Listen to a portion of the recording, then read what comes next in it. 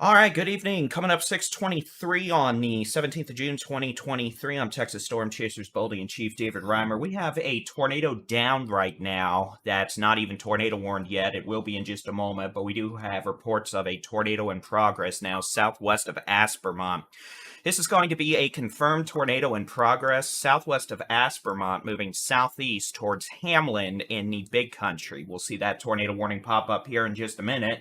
But with the first tornado warning of the day here in the state of Texas, we now begin our live continuous severe weather coverage. So with that being said, we're going to have plenty of storms to talk about this afternoon and this evening. I know folks are going to be asking all over the place, what about me, what about me, what about me? But we're going to be focusing on the most life-threatening storms, and as time allows, we'll talk about the actual forecast for this evening. But we did have a forecast video posted earlier about 3:30, and all that is still applicable to the current situation.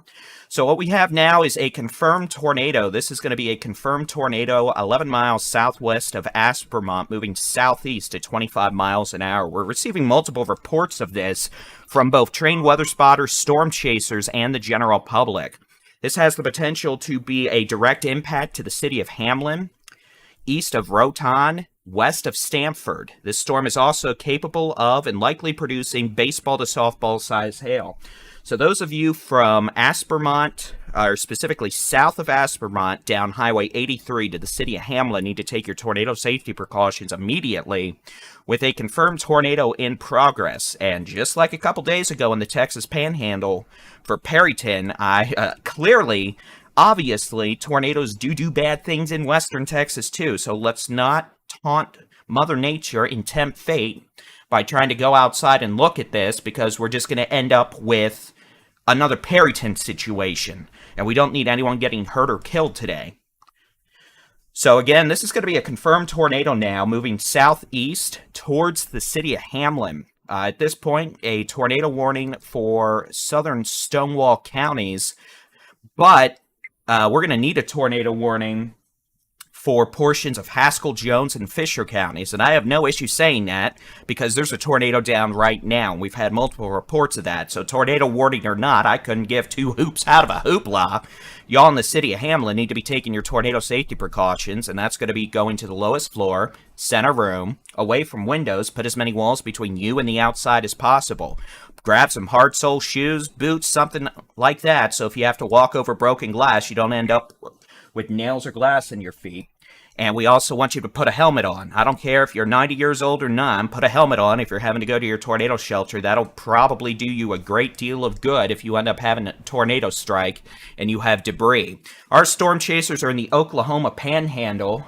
They've got live streaming storm chase video on our website, and we'll just keep them up for a visual. But again, we have a tornado down now. This is now going to be about 10 miles northwest of Hamlin, and this storm is moving southeast at 25 miles an hour, and this is a confirmed tornado that is down. And again, I realize we have a plethora of other severe storms ongoing, including a new tornado warning down south. Why do we have a tornado warning down here, not for the storm that actually has a tornado down right now about to move into a county without a tornado warning? Whatever. This is going to be a tornado warning for portions of Brown, Coleman, McCulloch, and San Saba counties. Now, this is going to be near Winchell and Mercury on Highway 377. This possible tornado with this second supercell near Winchell and Mercury on Highway 377. This tornado warning does not include Santa Ana, Baines, Brownwood, Richland Springs, or Brady. I want to make that perfectly clear. Eventually, this storm could move south towards Richland, southeast towards Richland Springs, but at this point, this is not a tornado warning for Richland Springs. Again, this is going to be a possible tornado on Highway 377 between Winchell and Mercury over fairly rural areas of, again, portions of southwestern Brown, southeastern Coleman, northeastern McCulloch, and northwestern San Saba counties. And again, this is a tornado warning for a thunderstorm capable of producing a tornado baseball-sized hail near Winchell, moving east-southeast at 30 miles an hour. This storm will be near Elm Grove at about 6:45, Skeeterville about 6:55. And again, this is a thunderstorm capable of producing a tornado. We have a plethora of other severe thunderstorms underway across portions of the Concho Valley. Big country, hail up to the size of baseballs ongoing, but the only storm we have a confirmed tornado on at this point is going to be northwest of Hamlin by 9 miles, moving southeast at 30 miles an hour. And again, this storm has had confirmed reports of tornadoes within the last 5 to 10 minutes. So those of you in the city of Hamlin, you need to be taking your tornado safety precautions immediately. That's going to be lowest floor, center room, away from windows. Put as many walls between you and the outside as possible. Hard sole tennis shoes or hard sole shoes, I don't care what kind of shoes they are, as long as they can withstand taking a nail, and a helmet to protect your head from debris. And again, you might be asking, well, why do I need a helmet? What's a helmet going to do? I probably look like a dum-dum in a helmet. Trust me, I look like a dum-dum in a helmet, but those have been proven to do a great deal of good if you are impacted by a tornado and there's flying debris. I mean, giving yourself extra head protection is definitely the way to go. So again, we have a new tornado warning, finally, for portions of southwestern Haskell, northwestern Jones, and northeastern Fisher counties in the Big Country. This is going to be for a thunderstorm with a history of producing tornadoes in the last 10 minutes. About 9 to 10 miles northwest of Hamlin, moving east-southeast at 30 miles an hour. This possible tornado will be near Hamlin at 6:45. So again, if you are in the city of Hamlin, this is an urgent call to action to take your tornado safety precautions immediately.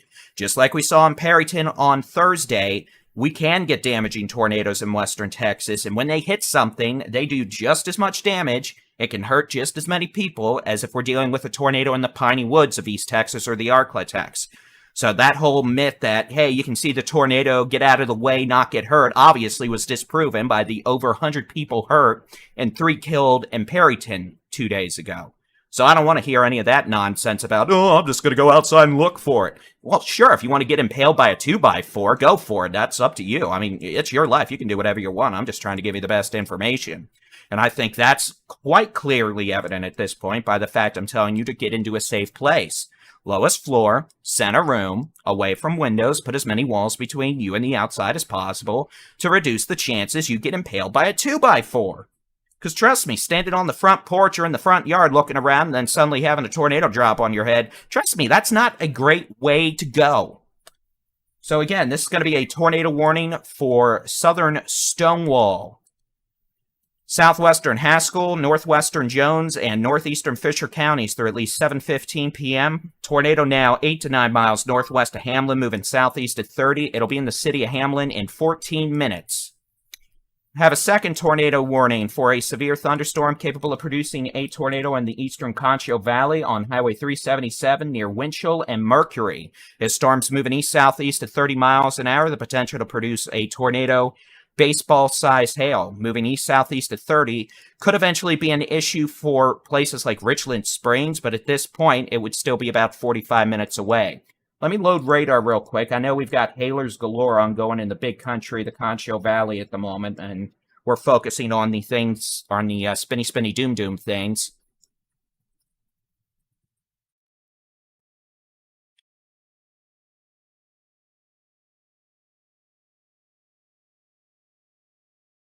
All right. I'm just looking. So yeah, Joel Christopherson was able to document that tornado. Storm chaser Adam Cuker. I'm not going to pronounce his last name well, so I'll just spell it. They both documented the tornado. So yeah, there was a tornado. We just retweeted the pictures on Twitter.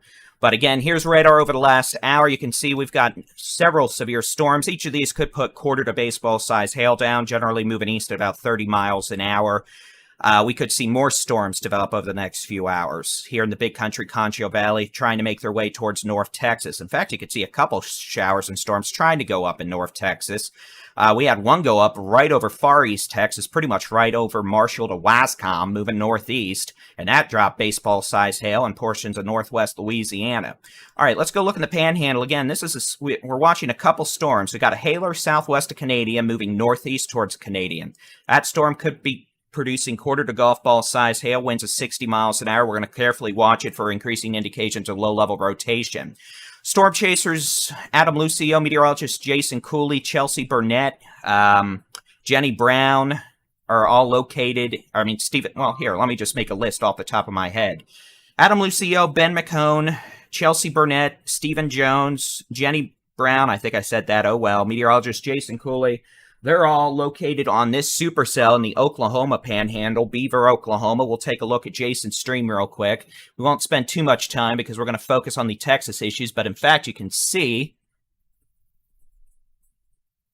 Now, here's the fun part. You have to see that towards ground level. I know with that hill in the way, that looks like a tornado, but it probably is not.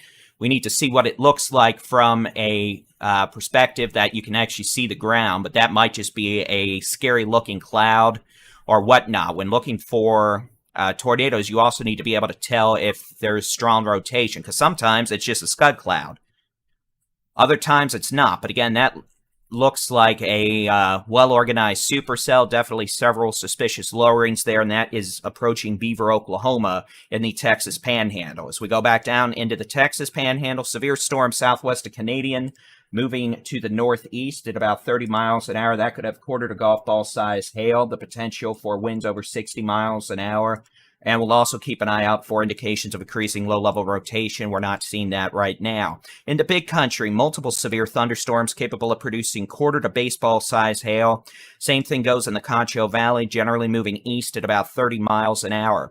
We have two storms capable of producing tornadoes at this time. First storm's going to be in northwestern San Saba, northeastern McCulloch, southeastern Coleman, southwestern Brown counties in the Concho Valley. This storm, not going to impact Brady, not going to impact Brownwood, not going to impact Santa Ana, could impact Richland Springs, but it is near Winchell and Mercury right now on 377. Second storm that did produce a confirmed tornado about 10 to 15 minutes ago, located now about 7 miles northwest of Hamlin, moving southeast at 30 miles an hour, and remains quite capable of producing tornadoes. Those of you in the city of Hamlin east on Highway 92 need to Tuxedo, need to be in a safe place. That's going to be the lowest floor, center room, away from windows. Put as many walls between you and the outside as possible. Grab some hard-soled shoes in case you have to step on broken glass or nails, and put a helmet on. Put a helmet on you, put a helmet on your wife, put a helmet on your mama, put a helmet on yourself. And again, clearly we still have strong rotation with a thunderstorm that has produced tornadoes and could produce another tornado at any time if one's not in progress. We're seeing strong low-level indications of a couplet near 100 miles an hour, located now about 8 miles northwest of the city of Hamlin. This is going to be in southwestern Haskell, northwestern Jones, northeastern Fisher counties. If this storm continues on its present track, it could pose a direct threat to the city of Anson within 30 to 45 minutes as it rides down Highway 83 towards Hamlin and then Anson. We may be starting to see an occlusion occur here, which is where the low-level circulation weakens. If there's a tornado in progress, it begins to enter the dissipation stage, and eventually the tornado lifts. However, we need to see if this is going to be a cyclic supercell. If it is, we're going to see a new mesocyclonic circulation develop and a new tornado develop, and that would result in, obviously, a continuation of the tornado threat. All right, let me press some buttons here. First, let me change the level 2 de-aliasing algorithm to see if that might help us a bit here. Not really. I love technology. Technology loves me. I'm singing about technology because it's Saturday, and it's been like a week of this. All right, let's go back up here into the Texas Panhandle, Oklahoma Panhandle. We'll smile and wave and say, hey. All right, storm chaser Jason Cooley, Adam Lucio, they're on this storm near Beaver, Oklahoma. Beaver, Oklahoma storm, not a threat to the state of Texas, moving east at 25 miles an hour, capable of producing a tornado, 4 to 5 inch diameter size hail. Let's pop over to meteorologist Jason Cooley's live stream real quick. We'll smile and wave. You can see a pretty impressive visual representation of what we mean by a rotating wall cloud. You could see the cloud condensating or condensing, forming that water vapor that then condenses into a cloud. And I know the stream's freezing from time to time. They're in the middle of nowhere in the Oklahoma Panhandle with like 500 storm chasers around all trying to stream video. Trust me, it's like trying to fit a tennis ball through a garden hose while using a toothpick to push it in. It's about as realistic as me growing another head of hair on top of my head. So you can see here that that's a beautiful view, honestly. I mean, you can see the green hues and the wall cloud there. You're looking straight up into the updraft of the storm. From there, air is being rushed upwards of 50 to 60,000 feet. You can see they're about to pull over here safely off the side of the road and watch this circulation as it attempts to develop further. But you can even see some corkscrew motion there. And again, if that is able to organize further, that may be in the process of attempting to produce a tornado near Beaver, Oklahoma. So we're going to keep an eye on that. We'll go back to the radar so we can keep on talking about storms in the state of Texas. Severe thunderstorm north of Miami, southwest of Canada, moving northeast at 40 miles an hour. That's going to be capable of producing quarter to golf ball size hail. We've got the dry line located from near Cactus to Dumas, back west to Amarillo towards... You know what? I know the town, but I'm going to mess it up if I don't. Bushland and Wildorado. And again, we're watching Jason's stream with great interest. And we're going to, you know what? What is that? We're just going to go back. I can't resist visual temptations of media like that. But, I mean, look at that. That is such a beautiful representation of what we look for in rotating wall clouds. You can see all those cars at the bottom, just above the warning scroll, driving along, all storm chasers.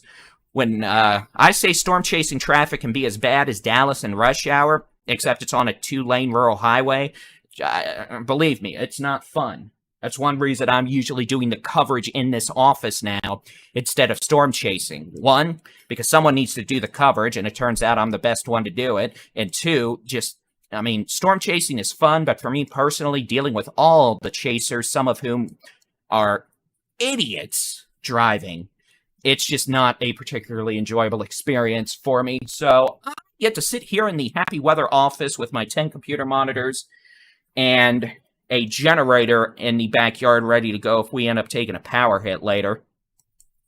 Because like you, I'm under the gun for storms too.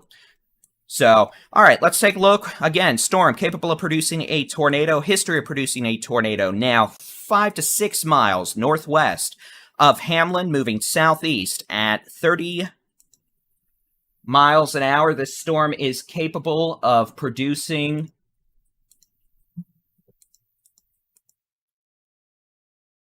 a tornado and has had multiple reports over the last 20 minutes of tornadoes.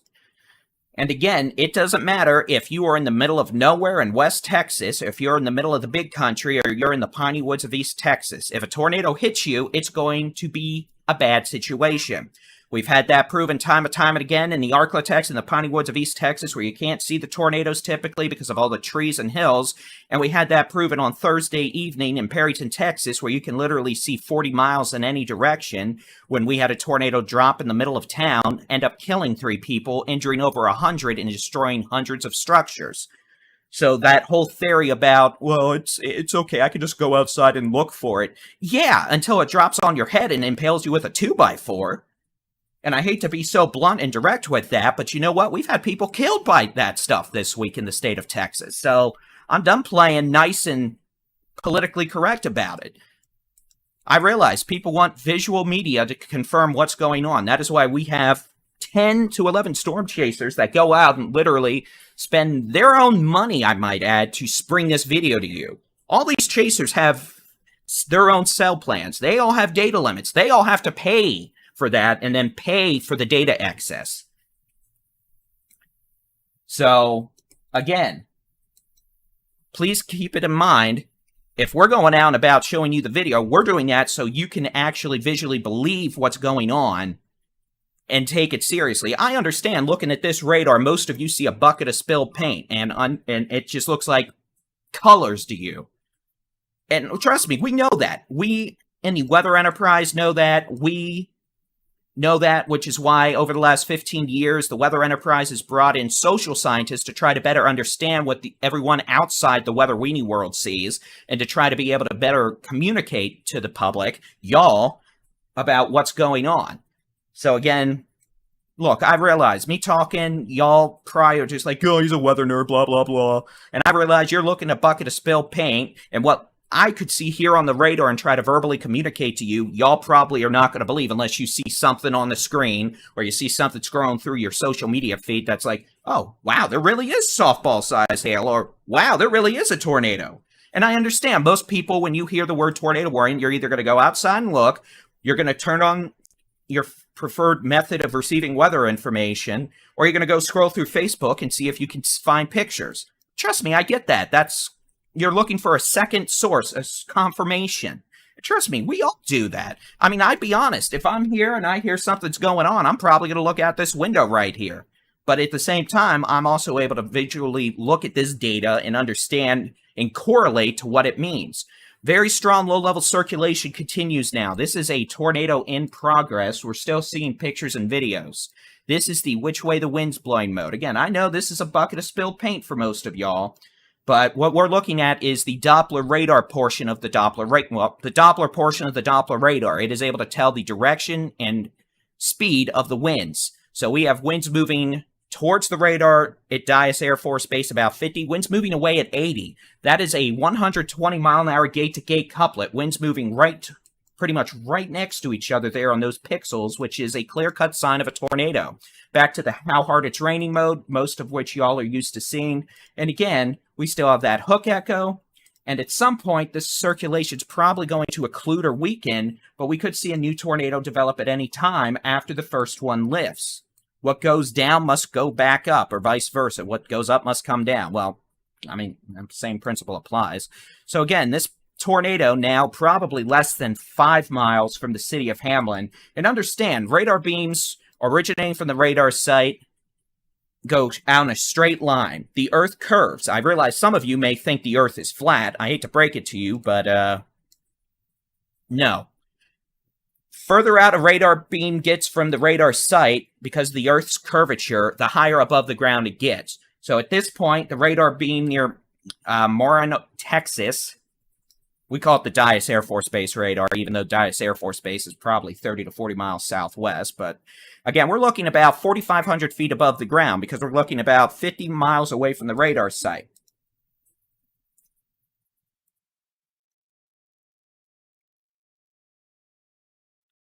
And again, storm chasers Jason Cooley, Adam Lucio are in the Oklahoma Panhandle near Beaver, Oklahoma. They are non-Texas, but we'll show you real quick. And again, back in the rain there, you can see a lowering under that wall cloud. That thing is clearly trying to put a tornado warning down. Or a tornado warning down. Good gravy, sweet Molly.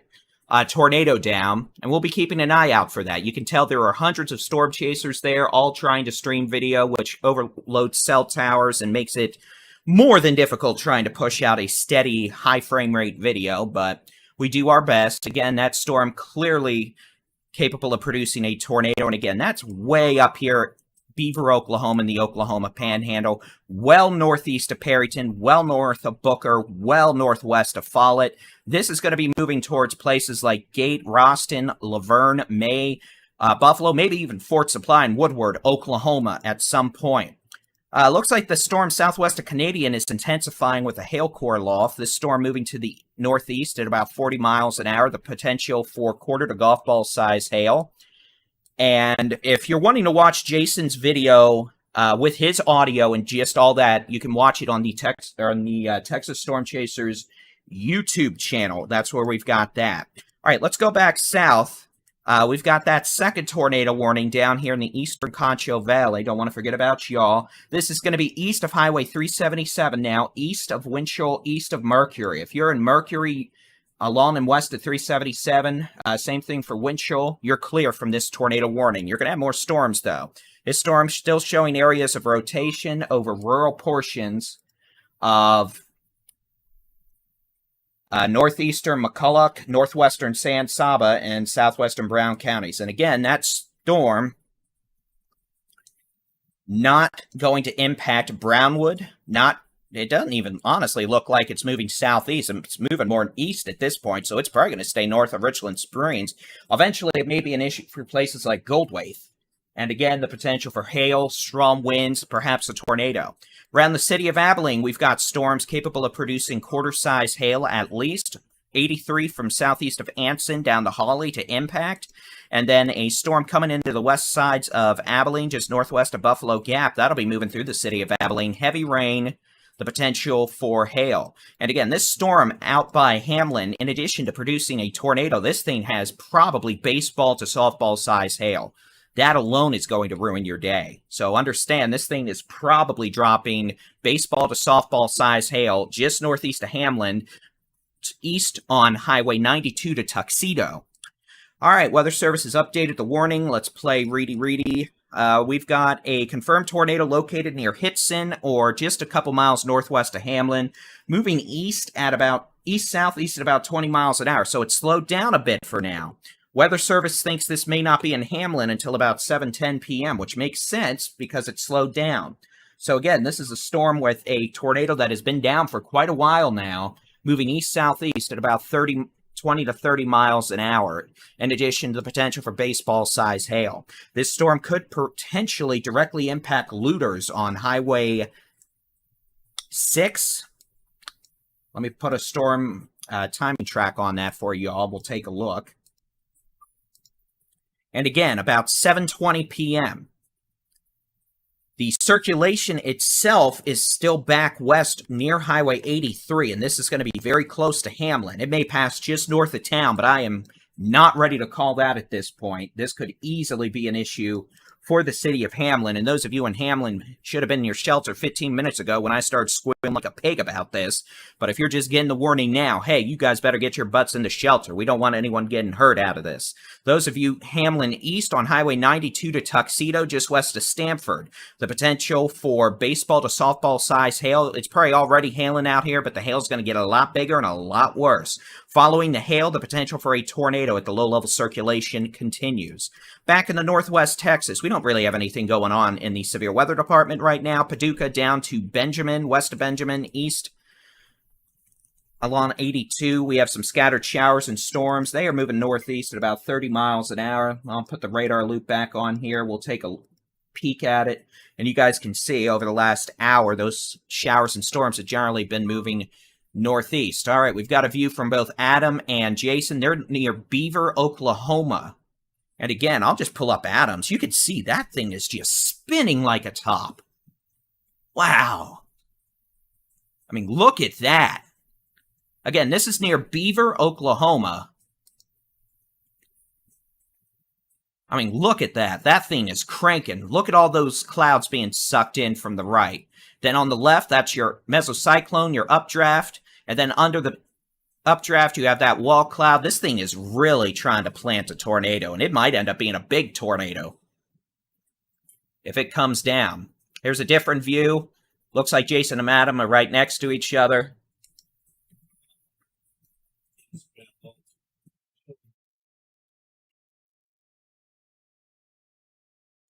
Again, you can see, even though we don't necessarily have a condensed tornado down right now, this thing is spinning.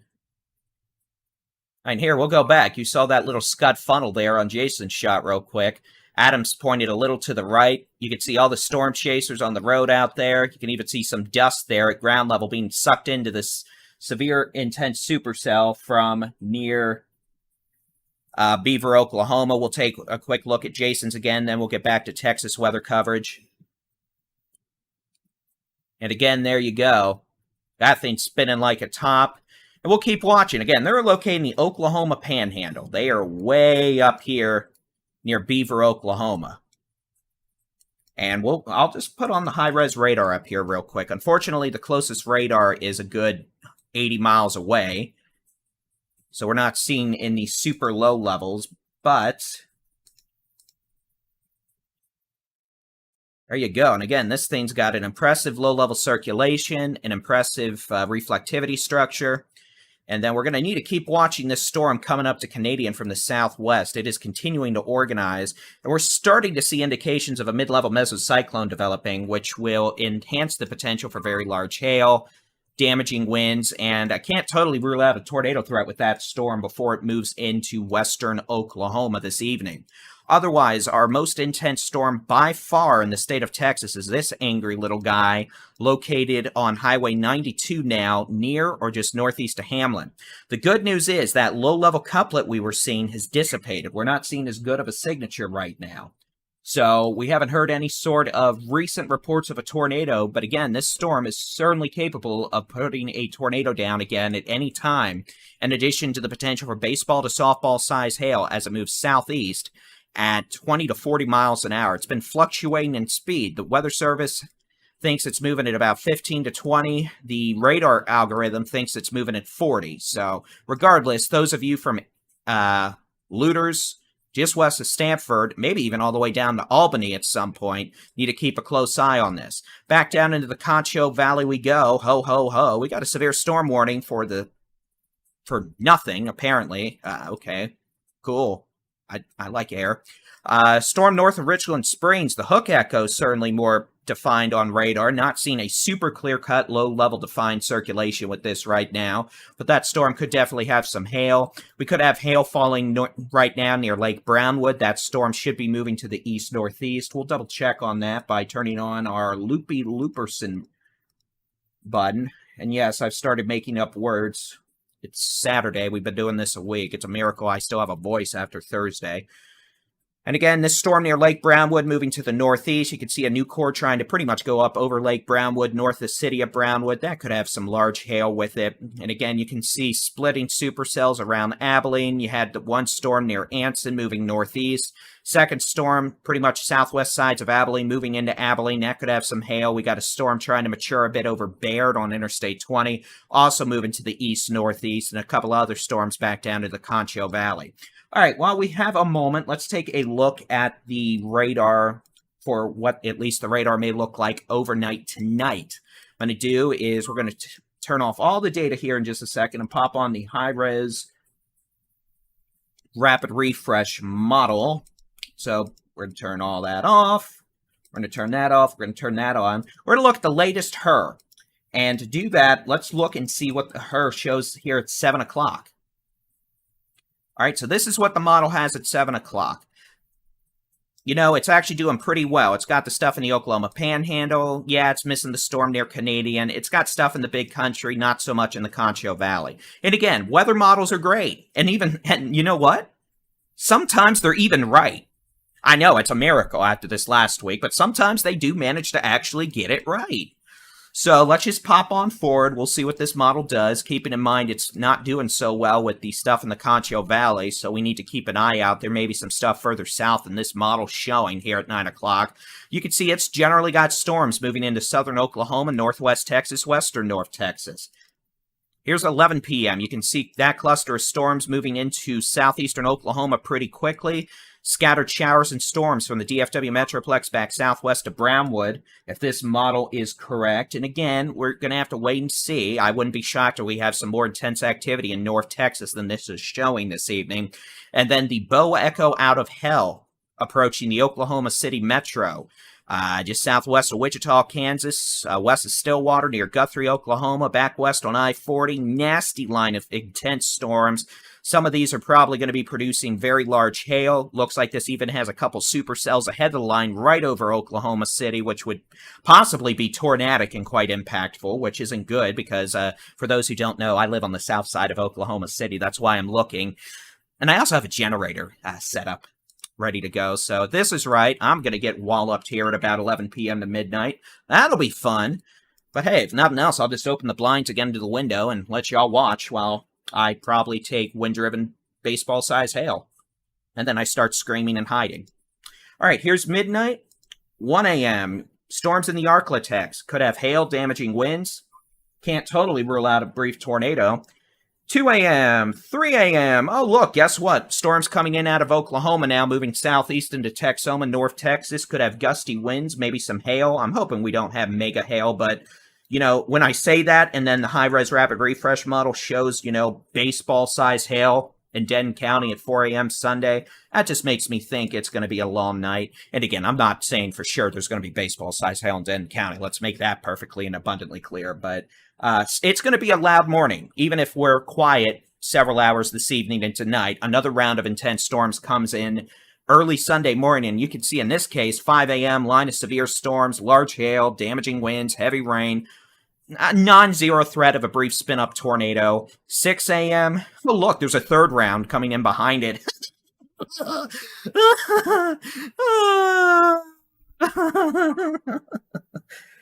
That was the sound of my hopes and dreams for actually getting sleep tonight going into the toilet. So this is what the HER thinks the weather radar is going to look like at 7 a.m. Sunday. And I'm sorry, it's just been a long week. As y'all can, look, if you live in North Texas, Texoma, the Arklatex, East Texas, there's still 100,000 plus people without power out here from the storms Friday morning, the derecho. We're going to get more of that tonight into Sunday morning. Hopefully not to the extent of, 100-mile-an-hour winds over a 30-mile long axis. But look, we're going to have more damaging winds. It's going to knock down more trees, knock out power to more folks. We're probably going to have some hail, too. Here's 8 a.m., 9 a.m., and look at that. Maybe by 8 to 10 a.m., I can go to sleep. We'll see. So again, I'll just loop it. I'm just going to loop this from pretty much 9 o'clock to 10 a.m. And again, realize this is a approximation. This is not a written in stone, holy grail type of forecast. It may be right, but it's probably missing some things, like some storms here in North Texas over the next several hours into the Concho Valley. So keep in mind, we're going to probably have 2 or 3 rounds of severe storms tonight in parts of Texoma, North Texas, the Arklatex, and East Texas. And this is going to continue probably past sunrise Sunday. Strongest storms could have big hail, damaging straight-line winds. You can't rule out a couple of tornadoes, though that's not the main concern, along with heavy rainfall. So again, it's going to be a good night to have the Texas Storm Chasers app installed so you can keep an eye on the radar, keep an eye on us. If there's tornado warnings, we're going to be live and covering them. And again, there's the deal with that. Also, for those of you trying to use the radar on our website, the radar on our website does not appear to be working right now. However, the radar in the Texas Storm Chasers mobile app is. So if you're not able to get the weather radar to load on our website, I'm sorry. We've sent a email into the data provider for that. Honestly, I have no idea why that keeps happening. Obviously, it's not acceptable, but there's nothing we can really do about that at the moment. But the radars in the Texas Storm Chasers mobile app are working flawlessly, last I checked, an hour ago. And just because of that, I'm going to check right now because, well, if I don't, I'm sure something will have happened and I'll have to go hit my head on the glass desk over here or find the mallet. But again, no, the radar on the Texas Storm Chasers mobile app working just as it should be. Here, I'll pop it on here real quick, let you all see. This is probably going to blow my webcam to high heaven, but look. Ooh, radar, Texas Storm Chaser, stop! And this is why we can't have fancy motorized cameras. So again, look. See that? Interactive weather radar is working great in the Texas Storm Chasers mobile app. So if you need radar, you can download it. In fact, you can watch us in the Texas Storm Chasers mobile app. In fact, I'll pull myself up on here real quick just for fun.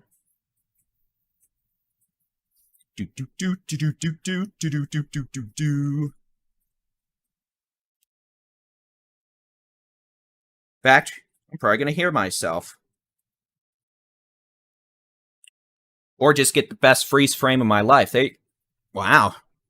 There you go. It's me, myself, and I, and Mr. Angry Bird. And a freeze frame.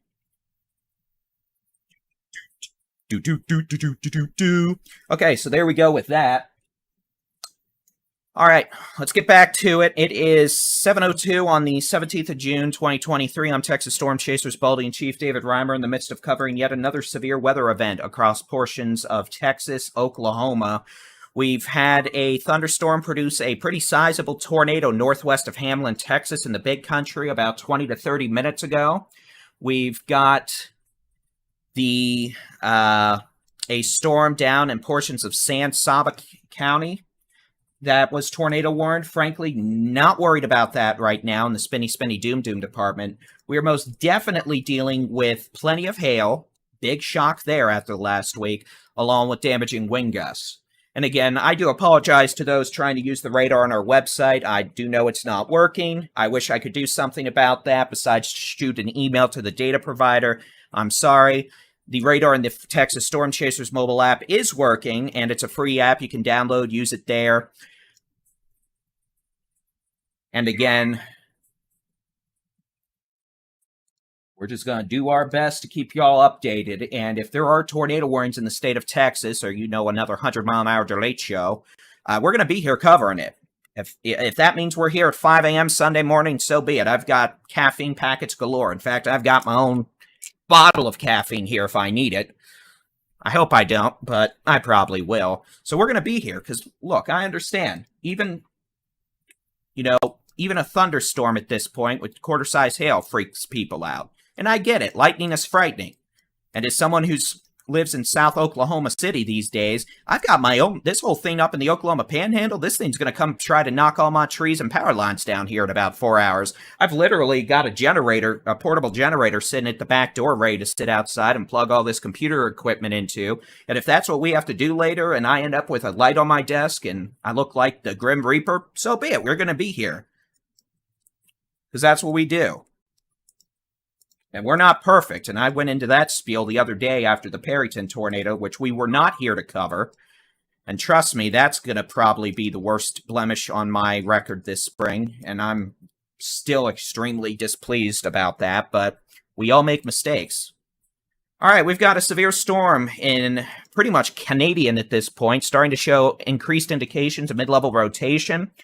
And this storm is moving east at about 40 miles an hour. After Canadian, this storm is going to make it up into portions of northeastern Hemphill County, pretty much paralleling at this point. It's probably going to ride east just north of Highway 33 and then continue on Highway 33 into western Oklahoma. Eventually, it could be an issue for places like Roll, Oklahoma, here in western Roger Mills County, northwest Cheyenne, Oklahoma. This should stay south of Higgins and Arnett, I think. I think this is going to move more to the east. All right, back north, our storm chasers, Adam Lucio, Jason Cooley, they're both here in Beaver, Oklahoma with a supercell. They're about to be overtaken by the line of severe storms, which is then going to do its best to come visit me in about 4 hours and knock out all my power, which I say go for it. You know what? I've got about 30 gallons of gasoline ready to pour in that generator, and I've got cars outside that are capable of powering 4,000 watts worth of equipment with pure sine wave inverters in the meantime, because benefit of being storm chasers, your vehicles generally become your mobile offices. So, I mean, that car could probably power half this house. I wouldn't want to, and I'd probably have to replace the alternator afterwards, but all right, so let's go back to this. We've got the circulation now east of Hamlin. If you're in the city of Hamlin, you are clear. Hamlin, this is now east of you by several miles. So if you're in Hamlin, you are clear. If you are in places like Corinth, southwest of Stanford, let me be very specific. Corinth, southwest of Stanford, not Corinth in Denton County. The Corinth in the Big Country, not the Corinth in Denton County. You are under the gun next. Potential for golf ball to baseball size hail. And this storm is trying to increase a low-level circulation again here north of Anson. It looks like this is probably going to stay north of Anson unless it takes a hard right. But we also need to see what's going to happen now that we have this storm near Luters that's moving northeast. These are going to be undergoing a storm interaction. It's either going to result in a storm merger or they're just going to pass by each other. And again, we're just going to have to wait and see how this all unfolds. But it could result in the potential for an enhanced damaging straight line wind threat. It may also allow for a increased amount of low-level vorticity that could spin up another tornado. We're just going to have to wait and see. But as we continue to deal with the threat for severe storms across portions of the Big Country, the Concho Valley this afternoon into tonight, you can see most of this activity moving off to the east northeast at about 30 to 40 miles an hour. Some of our right deviant motion supercells are moving southeast, like this one that is southwest of Stanford.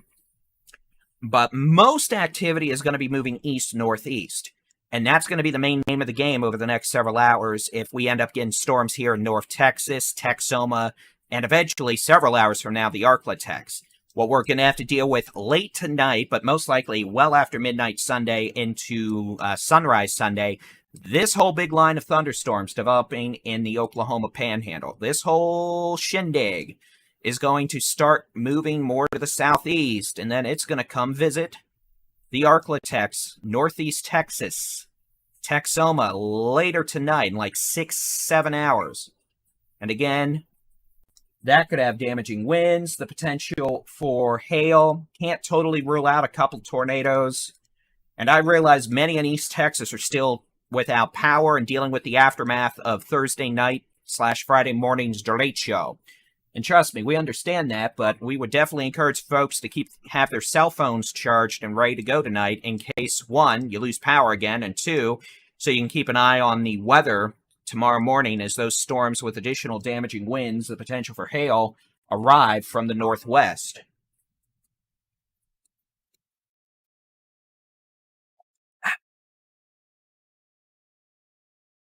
We are starting to see some increased thunderstorm development here in northwest Texas. Now, for now, these are not doing anything noteworthy besides dropping some rain and some cloud-to-ground lightning. But they are an environment favorable for additional development, and we're going to have to keep an eye out as they could start producing some hail and some strong winds. Down here in the big country, the Concho Valley, these storms, again, generally moving off to the east-northeast at about 30 to 40 miles an hour. Some of these storms, mainly the ones southwest of Stanford, north of Anson, moving southeast, large hail up the size of baseballs. In the panhandle of Texas, we have a severe thunderstorm near the city of Canadian. It's starting to get its happy little act together in the supercell spinny doom department. At this point, capable of producing golf ball size hail, the potential for straight line winds over 60 miles an hour. However, the potential for a tornado may be increasing as this thunderstorm continues to move east-northeast. We're going to switch over to the how hard it's raining mode first. We'll take a look at the high-res radar. Here you go. And then you can see we're definitely starting to see a much more intense mid-level mesocyclone now southeast of Canadian, just east of Highway 33 and Highway 83. And again, this is generally moving east-northeast at about 30 miles an hour. And this may require a tornado warning for rural portions of eastern Hemphill County shortly. So those of you south of Highway 60, east of Highway 83, along and north of Highway 33, the potential for a tornado is increasing.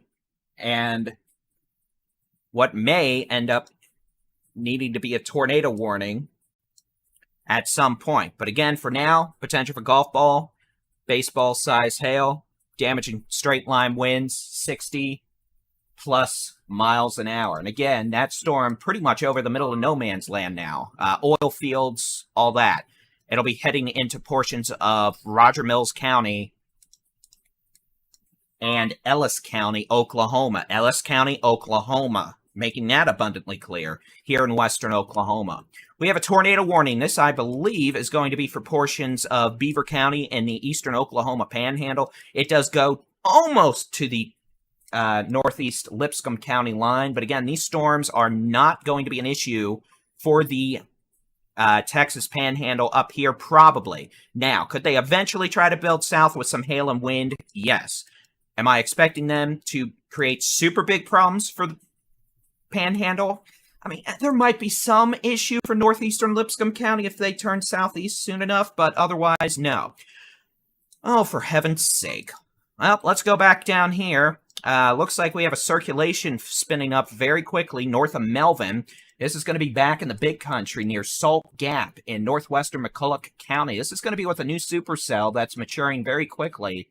And again, this is the potential problem maker now. And this could be a storm capable of producing golf ball size hail, damaging straight line winds, and certainly the potential is there for a tornado. In fact, I think we have one based on the latest velocity. So at this point, those of you in northwestern McCulloch County, north of Melvin, just northeast of Salt Gap, east of Dual, west of Fife, look, there's not a tornado warning, but there needs to be, and y'all need to take it as such. So please take your tornado safety precautions immediately if you live in northwestern McCulloch County. This is going to be a severe thunderstorm capable of producing a tornado, in my opinion. Currently sitting about 5 miles east-northeast of Salt Gap. This is going to be 16 miles northwest of Brady, about 7 miles west of Highway 283 near Fife.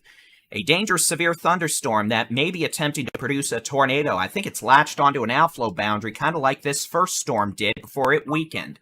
So again, what we're looking at here is the which way the wind's blowing mode. Let me see if I can't pop up some more city labels on here. And again, this is going to be northwest of Brady by about 16 miles. This is going to be winds moving away from the San Angelo radar at about 40. Winds moving towards at 70 to 80. So we've got 110 to 120 mile an hour gate-to-gate shear. So those of you northeast of Salt Gap, west of Fife, southeast of Dual, here in northwestern McCulloch County, need to be in a safe place. There's not a tornado warning, but I seriously think there could be a tornado here. We don't issue tornado warnings. That is the sole job of the National Weather Service.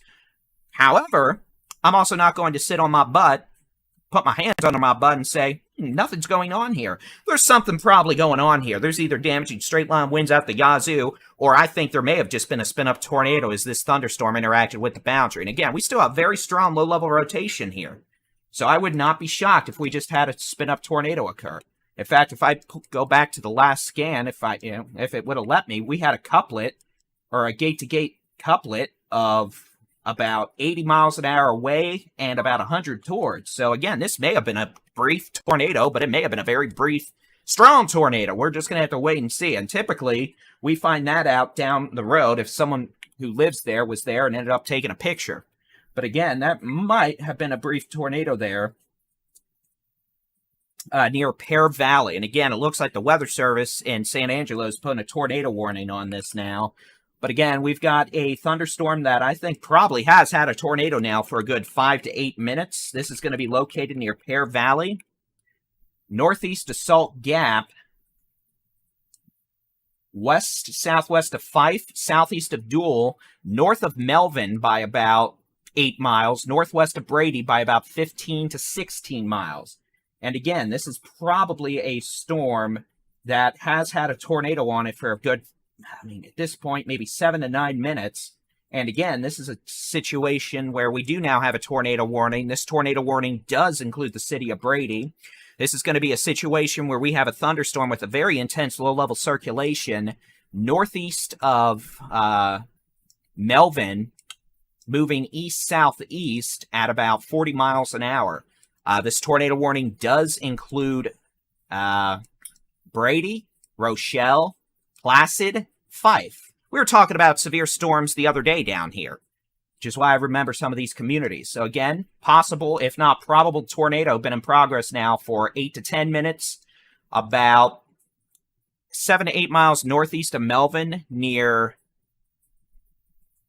Pear Valley, about 7 to 8 miles south-southwest of Fife, which is going to place it about 7 miles west of 283, or about 15 miles northwest of Brady.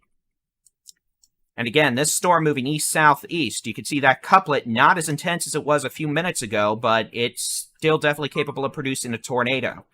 And again, you can see how quickly those can spin up today. I mean, we were popping up on it, just looking down there, and suddenly we were like, whoa, Nelly. And we looked, and holy guacamole, there was a 180 mile an hour gate-to-gate couplet, no tornado warning.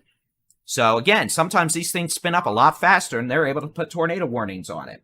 All right, we've got the tornado warning now for Haskell, Jones, and Shackelford counties, plus whatever. That's gone. No more tornado warning with this storm north of Anson. What we have here is a pretty nasty surge of outflow winds just northeast of Anson. Could have winds over 70 miles an hour. But notice how far ahead of the storm those outflow winds are extending now. So this storm has shot out an outflow boundary, which has cut off the low-level circulation, which has radically decreased the threat of a tornado here. but we still have plenty of big-time hail, the potential for hail up to the size of tennis balls to baseballs, and these storms are moving east-southeast at about 25 miles an hour. For those of you wanting to watch our live stream on Twitter, we just pinned it as our top post on Twitter on our page. So just search for TX Storm Chasers on Twitter. We're streaming on Twitter. It's the top pinned post. Otherwise, it's probably a couple posts down by now. But I'll do a retweet on it just real quick, and so we can do it. Otherwise, we're live streaming on the Texas Storm Chasers YouTube channel, the Texas Weather Center YouTube channel. We are on Twitch. We are on Twitter. We are on TikTok. We are on Facebook. So y'all can watch us anywhere.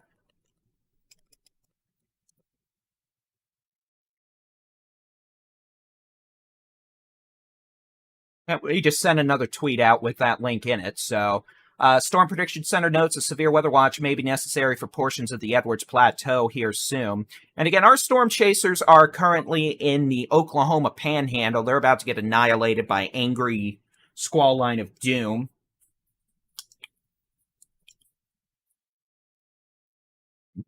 Excuse me. I'm doing real quick as I'm just checking on a few things. I guess while we do so, I can do that whole what my name is spiel. Hey, hi there. Hi. Good evening. Hello. My name's David-Reimer. I'm the Baldy-in-chief here at the Texas Storm Chasers. That's just a fancy little term to say I'm Dave. I am not a meteorologist, which is why I call myself Baldy-in-chief, because I'm not going to call myself a meteorologist if I'm not a meteorologist. Jason Cooley, he's a meteorologist. Trey Greenwood, he's a meteorologist. But I'm not a meteorologist. I'm just a weather communicator, and that's okay with me because I enjoy doing it. So, we are watching multiple severe storms this evening. I guess it's still afternoon or evening. If this was December, it would have been evening for like 2 hours now, but I guess since it's still light out for another pretty much 2 hours across parts of Texas, we'll just say afternoon still. A severe thunderstorm, very capable of producing a tornado. This is going to be located near Pecan Hill, about 4 to 5 miles east of Salt Gap, 8 miles north-northeast of Melvin, 15 miles north-northwest of Brady, about 7 miles west of Highway 283. And I'll put some roads on here real quick, even though we're looking a few thousand feet above the ground, so I don't want you to get overly fixated on where exactly this is showing the tornado, because it could be a mile or two off by the time you translate down to the surface with tilt involved. But again, County Road 340 near Old Broadmoor Road is where the radar is showing the strongest circulation. Again, even if we don't have a tornado in progress, this thunderstorm is probably producing straight line winds of 70 to 80 miles an hour, the potential for tennis ball to baseball size hail. And this storm is moving east-southeast towards portions of McCulloch County. The city of Brady is included in this tornado warning, up to Fife, Rochelle, and Placid. So again, if you are on Highway 377 up towards Placid, you're in the tornado warning. If you're on 190 from Brady to Rochelle, you're in the tornado warning. If you're on 87, whatever, back west towards Melvin, you're in the tornado warning. And if you are up Old Broadmoor Road up towards County Road 340, you're in the tornado warning. County Road 346, County Road 348, County Road 310. There's Old Broadmoor Road, it looks like. County Road 152. And again, what's a tornado warning mean? Well, it means the potential for spinny, spinny, doom, doom, which means you should take your spinny, spinny, doom, doom safety precautions. It's going to be the lowest floor, center room, away from windows. Put as many walls between you and the outside as possible. Hard-sole tennis shoes or hard-sole shoes, boots, whatever. Those are a good idea. You know, cleats, something like that, where if you end up stepping on a nail or glass, it's not going to go right through your foot. Been there, done that. Not fun. And a helmet, bicycle helmet, racing helmet, sporting helmet, motorcycle helmet. Any of those will do. Put them on. I don't care if you look more foolish than me. That would be difficult to achieve. But again, wearing a helmet would help with the potential for flying debris. And we don't want folks getting hurt. And again, flying debris does result in many serious injuries if it hits the head. And it's scientific research since the super outbreak of April 27, 2011 in the southeast United States has shown the fatality rate would have been greatly reduced had we had more folks wearing helmets. All right, nasty surge of straight line winds coming down Highway 180 towards Looters, northeast of Anson. We could have winds over 75 miles an hour in spots. That's not particularly fun. Well away from the rain, ahead of the rain, and then back up on Highway 6, just southeast of Stanford. Hail core could have golf ball to baseball size hail. That sounds enjoyable. And again, that storm is moving off to the east-southeast at a brisk 30. That is 30 miles an hour. We are aware the interactive weather radar on our website is not working. You're probably just getting a big white box. I'm sorry about that. I wish I could do something about that, but unfortunately, sometimes things break and end up being out of your control. We've got a support ticket in with the radar developer / data provider, but I suspect it's just going to randomly start working again at some point. But the good news is the radar in the Texas Storm Chasers mobile app is working just fine, and you can use it there. Just download the free Texas Storm Chasers mobile app, and the radar's right there. The one that's been on our website for years, it's working great. It works better in the mobile app than it does on our website. In fact, there's 2 radars in the app. You can click the ... more button, and we've got a second interactive weather radar that even includes a Futurecast feature. So if you want to use that, you can do so. We've got local weather forecast with National Weather Service forecast built in down to your neighborhood. You can get your local forecast there now. You don't even have to leave Texas Storm Chasers mobile app, so it really is an all-in-one solution almost. And of course, you can even watch us in the weather app. And I know many of you are, so we thank you for that. We thank all those who have been sending in stars, super chats, hearts, and the donations. I'm afraid I can't look at those in real time usually, but we do appreciate them. Appreciate all those who have been using the Texas Storm Chasers mobile app. Appreciate those who have helped support us by purchasing that ad removal feature there in the app. That gives you all a better user experience and also helps fund us. For example, the 30 gallons of gasoline I had to buy this afternoon to put with the generator on the back porch just in case I lose power later and have to go hook all this computer equipment up and run off a generator for a while. All right, we've got a severe storm that has now actually developed southwest of the city of San Angelo. This is going to be near Mertzon. I messed that up. Mertzon on Highway 67. This is going to be about 15 miles southwest of Highway 306 and 67, pretty much the southwest side of San Angelo. And this storm is making a beeline towards San Angelo at about 30 miles an hour. It has at least ping pong ball size hail, but if you aren't nice to it, I'm sure it'll suddenly start dropping softballs because we haven't had enough of the major metros hit by softballs this week. So let's just add some more. The amount of satirical sarcasm dripping from my voice should have made it evident I was very much kidding, but Mother Nature will probably find a way to do that just to spite everyone and their insurance rates for next year. All right, so again, severe storm popping up on Interstate 20 near Clyde to Baird. There could be at least quarter-size hail with that as it moves east on 20 towards Putnam, Cisco, Eastland, here in Eastland County, eventually maybe near Ranger Hill about 8:30. Severe storm about 6 miles southeast of Stanford on Highway 6. Could have golf ball to tennis ball size hail moving east-southeast about 30. Could be a threat to the city of Albany by 8:20 p.m. We have multiple additional storms now firing up in northwest Texas. Supercell firing on Highway 6 north of Benjamin. A couple storms near Crowell, and all these are moving northeast towards 287 from near Vernon, eventually towards Electra. Those could eventually start producing large hail. And same thing goes for what it's worth with this storm on 283 between Altus and Elmer near the almighty town of Tipton. Actually, Tipton's a little bit east, but all right, so let's zoom back out. We have one tornado warning at this point. It's for this little angry thing that is northwest of the city of Brady. Clear, well-defined hook echo there, or another shape we won't discuss, moving to the east-southeast at about 20 to 30 miles an hour. This storm probably had a pretty nasty tornado with it about 20 minutes ago, right before the Weather Service was able to spit out a tornado warning on it. Circulation doesn't look super organized right now, certainly not the 180-mile-an-hour couplet or gate-to-gate circulation we had about 20 minutes ago. But this circulation is capable of producing damaging winds over 70 miles an hour, the potential for wind-driven hail, and can't rule out a tornado as it approaches Highway 283 near Old Broadmoor Road, northwest of Brady, by about 10 miles. And again, this storm is generally moving to the east-southeast at about 20 to 30 miles an hour to pass near or north of Brady. Slap me silly and say hi-ho cheerio. Let's turn the super-duper awesome blossom chat feature back on so we can have some interaction. Alright, so again, this storm near Baird at 283 and I-20 is spinning up hail fast now. This thing's really trying to turn into a big-time hailer. Those of you from Baird east to Eastland could have problems with hail over the next 45 minutes. Obviously, the cell up near Stamford on Highway 6 between Luders and Stamford is angry.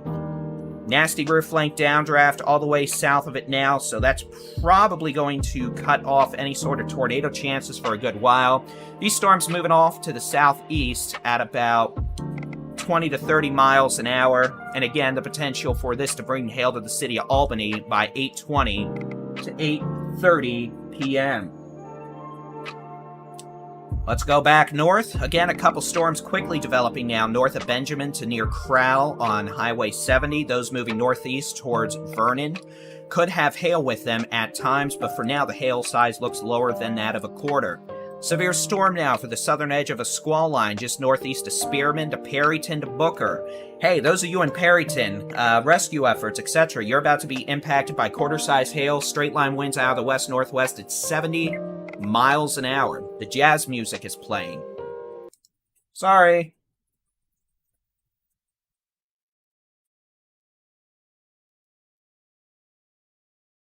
Jazz music behind my voice. I mean, there's worse ways to go, but thank you for that. Again, those of you in Perryton, first responders, rescuers, damage relief, you're going to have very strong winds, blowing dust, 70-mile-an-hour winds, quarter-size hail, very heavy rain, cloud-to-ground lightning arriving in the next few minutes, and those storms are going to be moving east at about 30 miles an hour. Those of you Booker, east on Highway 15 to Follett, down almost to Canadian, Spearman to Canadian, north to the Oklahoma Panhandle border. Potential for heavy rain, nickel to quarter-size hail, winds of 60 to 70 that could result in blowing dust. And that whole thing is moving east-southeast, eventually into northwest Oklahoma. Back southeast, severe storm in eastern portions of Hemphill counties, capable of producing quarter-sized hail well east of Canadian at this point, north of Highway 33. That's going to be an issue for portions of northern Roger Mills and southern Ellis counties in Oklahoma. All right, back down to northwest Texas. That storm southwest of Vernon's getting its happy self together pretty quick. Wouldn't be shocked if we have a severe storm warning soon for that. That could end up producing some quarter-sized hail soon in Hardman County, east to Wilbarger counties.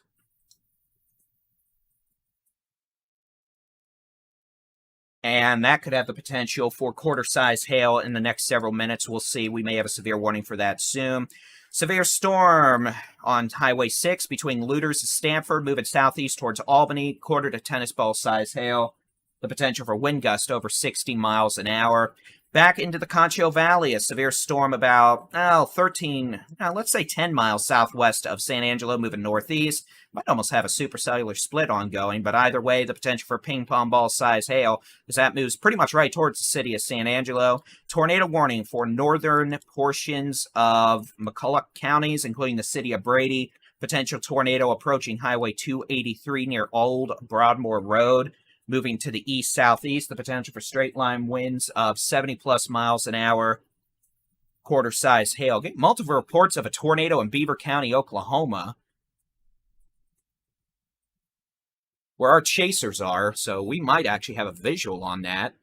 I believe storm chasers were just reporting a dusty circulation, so you can definitely see a lot of dust. Meteorologist Jason Cooley is east of Beaver, Oklahoma, in the Oklahoma Panhandle. A lot of blowing dust there.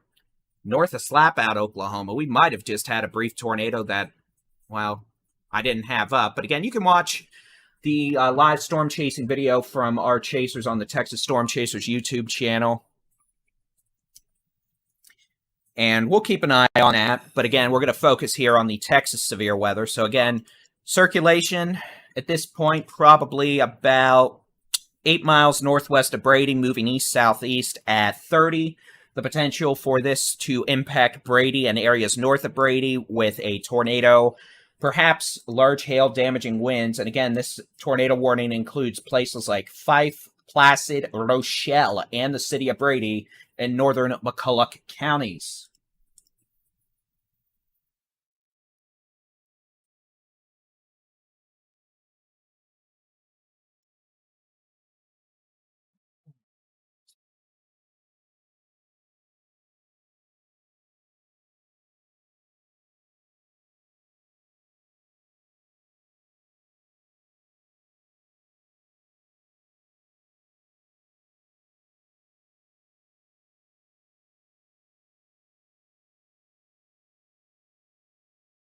All right, so that's the only tornado warning we have in the state of Texas. We got a storm just northwest of Brownwood, developing hail, etc. Now, here's what's funny. Those of you here 30 minutes ago know I showed the high-res rapid refresh model, and I said it wasn't handling stuff in the Concho Valley south of Interstate 20 well. Let's do this real quick. All right, here's the radar right now. This is the radar right now. I'll leave the warnings on. I'm going to turn off the radar. I'm going to pop the high-res rapid refresh model on, and this is going to be at 8 o'clock. Notice, so this is the model at 8 p.m., 30 minutes from now. It has none of this stuff in the Concho Valley. Here's the radar now.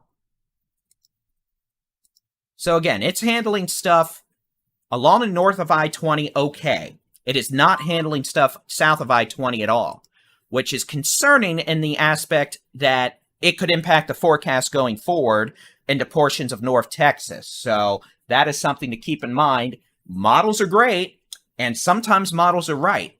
The model right now is not right south of Interstate 20, where it only has 1 or 2 little storms versus, the like 10 we have going on. Now up here in Northwest Texas, same thing. You can see it's trying to pop this stuff in Northwest Texas up.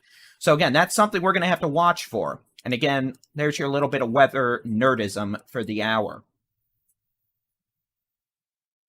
So again, we have 1 tornado warning for northern McCulloch County, northwest of the city of Brady, by about 8 miles. That storm capable of producing a tornado, golf ball to tennis ball size hail, winds of 70 miles an hour. We have a lot of storms now starting to fire up in the Concho Valley with hail moving northeast, one moving toward Shreveport. We've got storms in the Big Country, generally speaking, moving east, northeast, minus that 1 storm near Stanford moving southeast towards Albany and western North Texas. We have new storms developing in northwest Texas that are currently behaving, but they may not do so for much longer in the hail department. Specifically south, just east of Thalia, there on Highway 70, southwest of Lockett. That storm is quickly intensifying, may require a severe warning for large hail for Will-Barger County, aka Vernon, shortly, and that's generally moving east-northeast towards Electra at this point. That is trying to become supercellular, and we're going to have to watch it carefully. Texas Panhandle, mostly quiet with the exception of the northeastern Texas Panhandle. Notice a few showers trying to go up from near Clarendon back southwest to Tooele on I-27. Line of severe storms capable of producing 70-mile-an-hour winds, quarter to ping-pong ball size hail, heavy rainfall approaching Perryton, which was so devastated by an EF3 tornado back Thursday evening 2 days ago. Still hundreds of responders in town for damage assessment, recovery. Those of you in Perryton need to be in a shelter. Be mindful that all the debris around the place is going to start flying around with those 70-mile-an-hour winds. Also, potential for quite a bit of lightning and hail. Again, that's moving east at about 30 to 35 miles an hour. Also have tornado warnings in the eastern Oklahoma Panhandle, northwest Oklahoma. From near Slapout to Laverne to May, that storm's still producing tornadoes, which is the storm our chasers are on. That whole complex of storms is making a beeline for Oklahoma City, where it's going to come visit me in southern Oklahoma City, just north of where this TOKC is. That's where I'm near it. And again, this thing is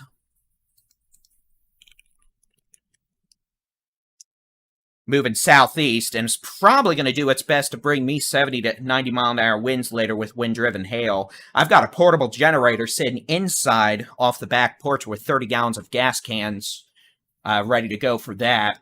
So if need be, we could continue severe weather coverage using a generator and a cell phone Wi-Fi spot later. If we lose power and I end up taking some sort of severe weather hit. Unfortunately, I also have a west-facing window in proximity of this angry bird. In fact, I'll just show you the cam real quick. I'll zoom out and do that. Hi, hello, good morning. Here, let me zoom out. Again, so this west-facing window, great for sunsets, not so much in the summertime when it turns this room into a sauna, but also slightly not so great when you have wind-driven hail coming from the west at 70 miles an hour. So we'll see what happens, but either way, don't be surprised if y'all are getting to witness me flying out of this room because this window's trying to get taken out. But hey, if it makes you feel better, that's a glass desk. So if we do have some sort of wind-driven hail issue take out the window, it'll probably do its best to take out the glass desk too, and then the Angry Bird's going to get it. Angry Bird will protect me, right? It's more likely the Angry Bird will just get launched with the broken window and fly at my head. So we'll see how that turns out here in about 4 hours. But as you can see, I don't have to storm chase myself anymore. The storms literally chase me. So again, we have a tornado warning through sometime. Let me press some buttons here.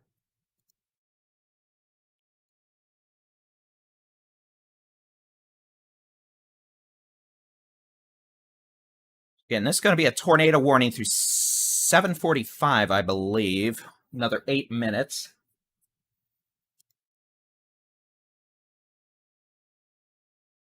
And that's correct. So again, this is a storm that probably produced a tornado right about 6:55.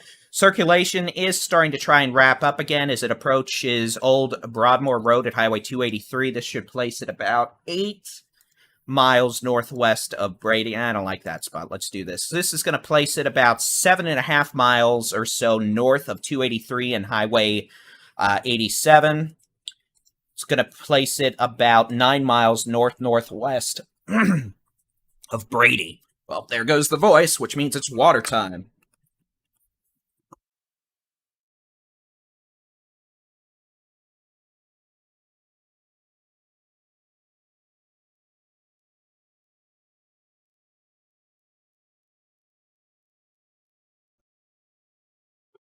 All right, and there we go.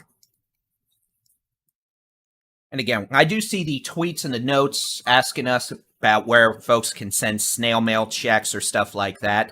Really, it's we appreciate it. You really don't have to. If you insist, I'll send y'all some notes after this and give y'all our business address where you can send it. But really, just we appreciate it. Thank you. I guess that's what I'm trying to say. Thank you.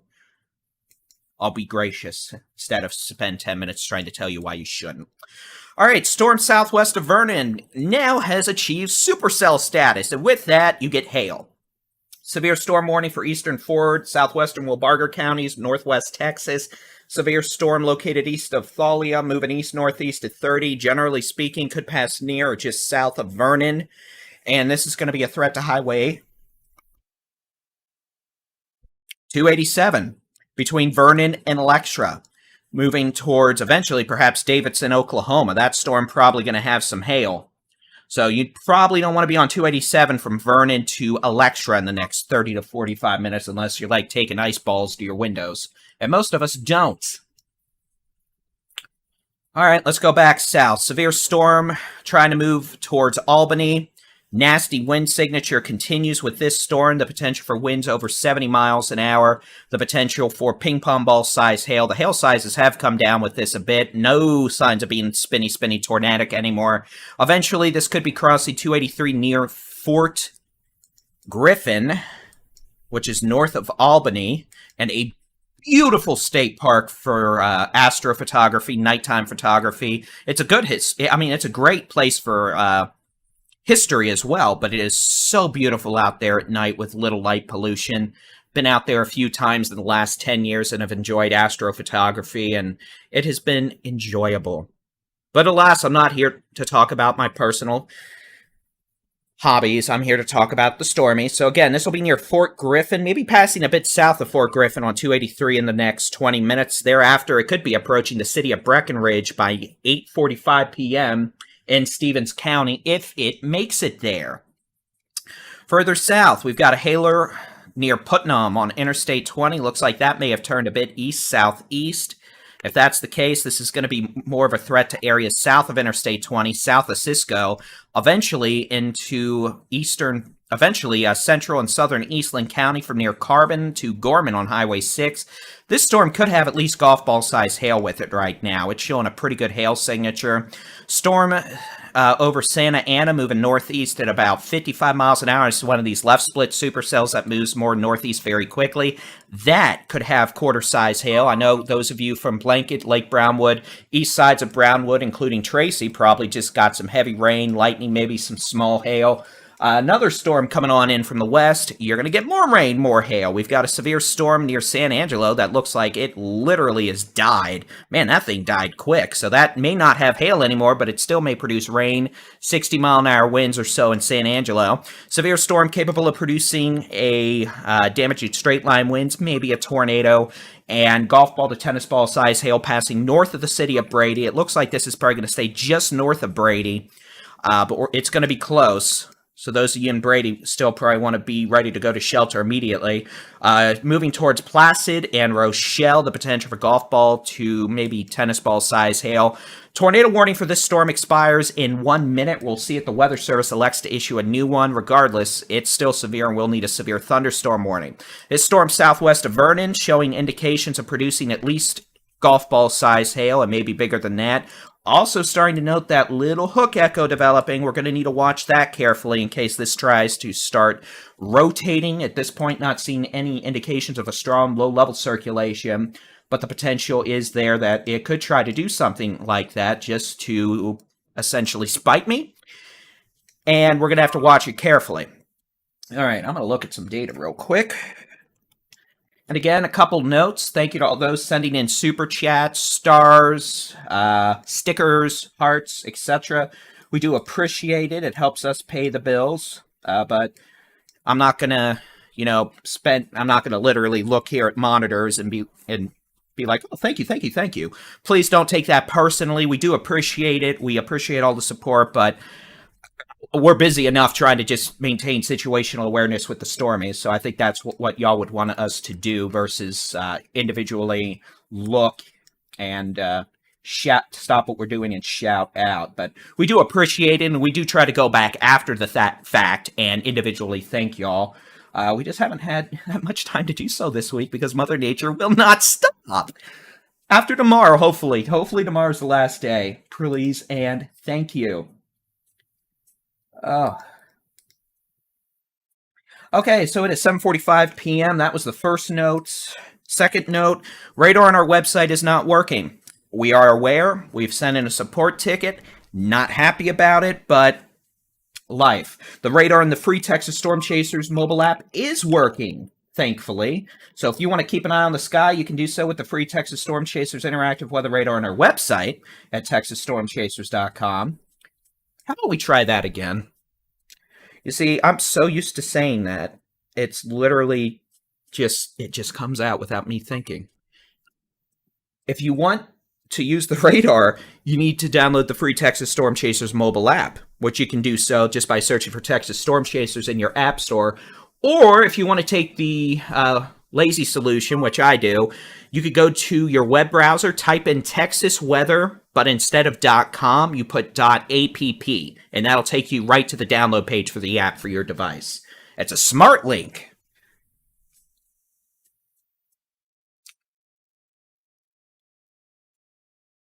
All right. I want to look at was some data on my end real quick. And again, for those of you wondering, most of our chasers are chasing today.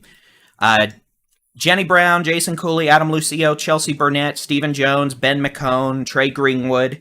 They're all chasing today. They're on in the Oklahoma Panhandle now, about to be in northwest Oklahoma. That's where the highest tornado chances were today. and they've witnessed multiple tornadoes. We, or I should say I, or we, if you want to all collectively include ourselves, are monitoring storms in the state of Texas, because that's what we do. So we're going to, in a minute, talk about what we have going on, what we can expect for the rest of the night. But first, I'm going to look at some data. And while I do that, I'm going to turn a radar loop on so y'all can see what we have been dealing with over the last wee while. See what it's been doing and maybe extrapolate where it's going to be going. Let me turn on some stuff here. And again, we've had stuff in the eastern, northeastern Texas Panhandle. We've had stuff in northwest Texas, the Big Country, the Concho Valley, moving into western North Texas. Hail size with that storm southwest of Vernon continues to increase quickly. Tornado warning for the storm in McCulloch County has been allowed to expire. That is now a severe thunderstorm warning for the potential of large hail and damaging winds. And I'm just looking to see what we have going on tonight. Some of the short-term data. We're going to get an update from the Storm Prediction Center with the severe weather outlook for tonight here in a bit. Normally, we don't see big-time changes at this time of night, but we're just going to have to wait and see.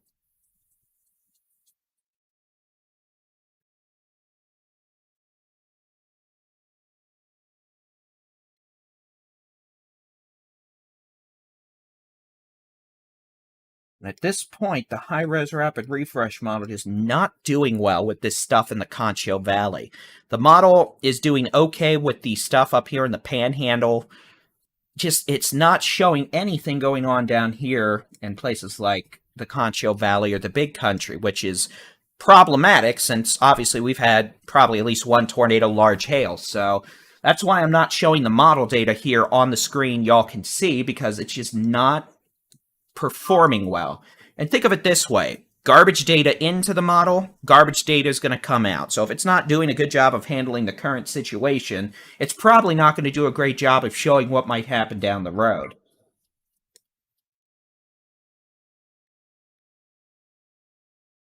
Sounds like we have a possible tornado approaching Laverne, Oklahoma. It's going to be in the Oklahoma Panhandle / Northwest Oklahoma.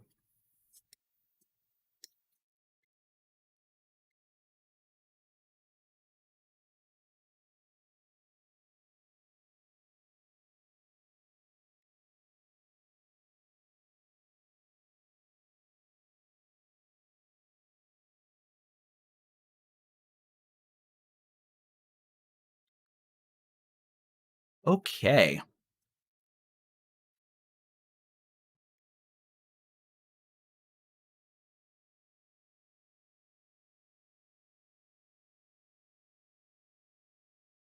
Also on Discord, by the way, the Discord link, if you're watching on any, or should be in the video description on YouTube, and I'm sure our moderators can pop the Discord link into the chats and such.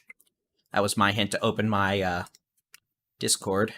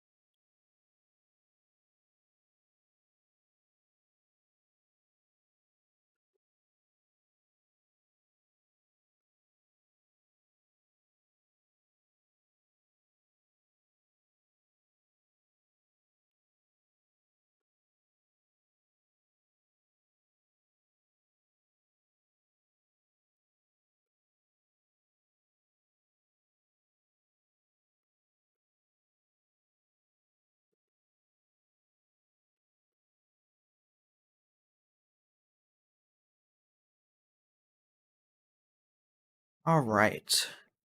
Well, here, we'll do this, at least. Sorry, I'm looking at trying to fix the website radar real quick.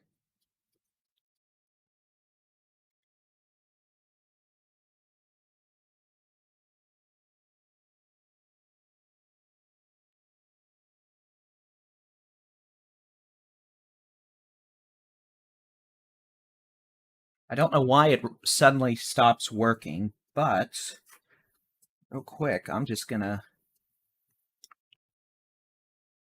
Oh, I bet that might have done it. I forget. All right.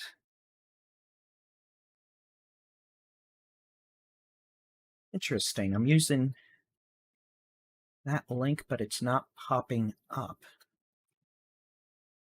Interesting.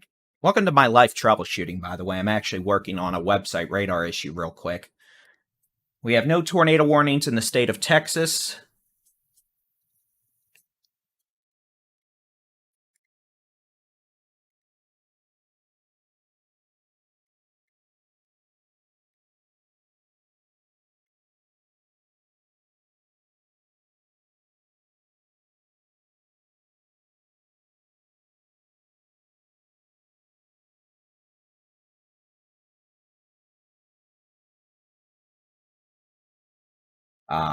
Yes, thank you, Andy. If you're watching.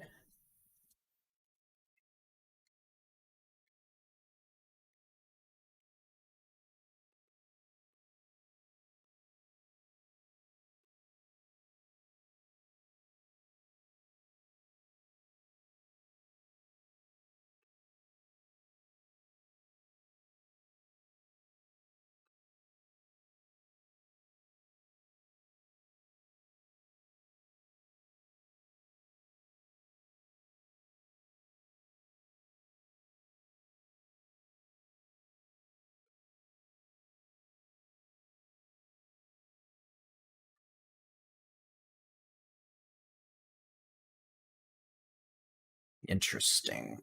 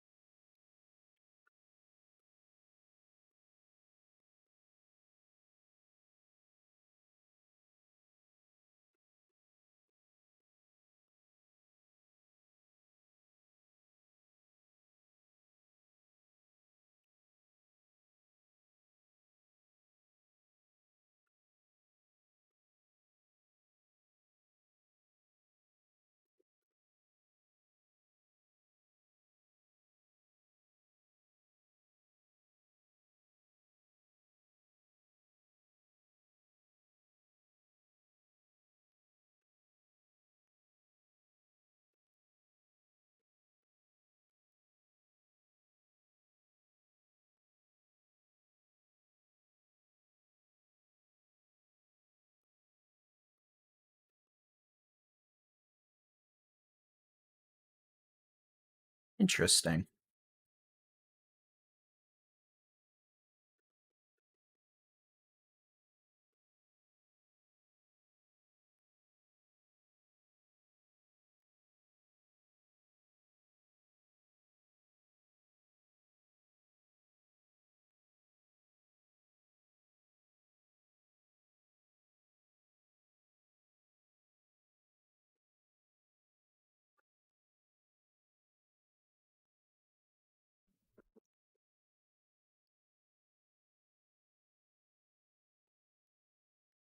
All right. Apologies, life.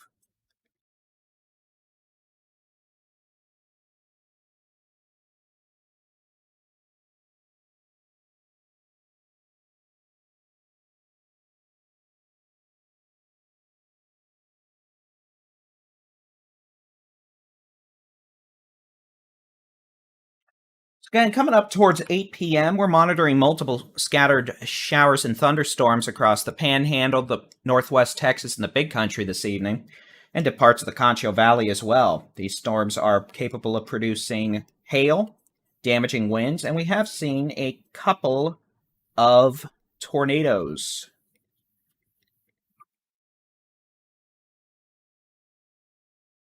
Primary risks with storms this evening will be damaging winds, large hail. Can't totally rule out a tornado threat. And then late tonight, we're likely going to see a complex of thunderstorms make their way from, well, the northern Texas Panhandle, northwest Oklahoma, through Oklahoma into portions of Texoma, the Arklatex, and northeast Texas tomorrow morning, maybe after 3 a.m. through after sunrise.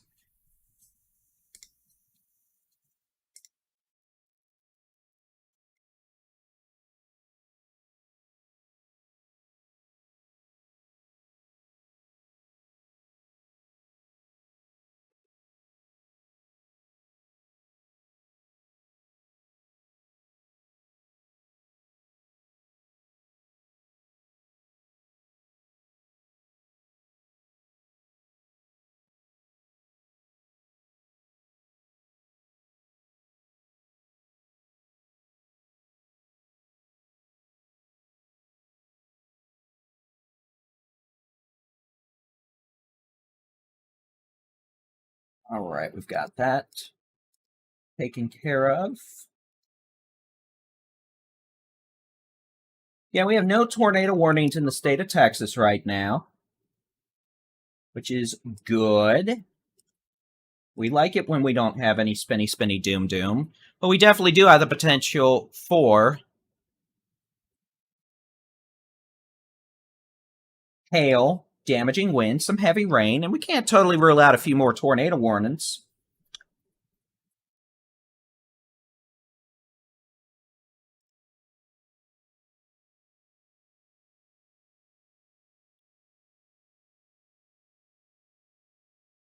Or where the weather radar on our website is not functioning.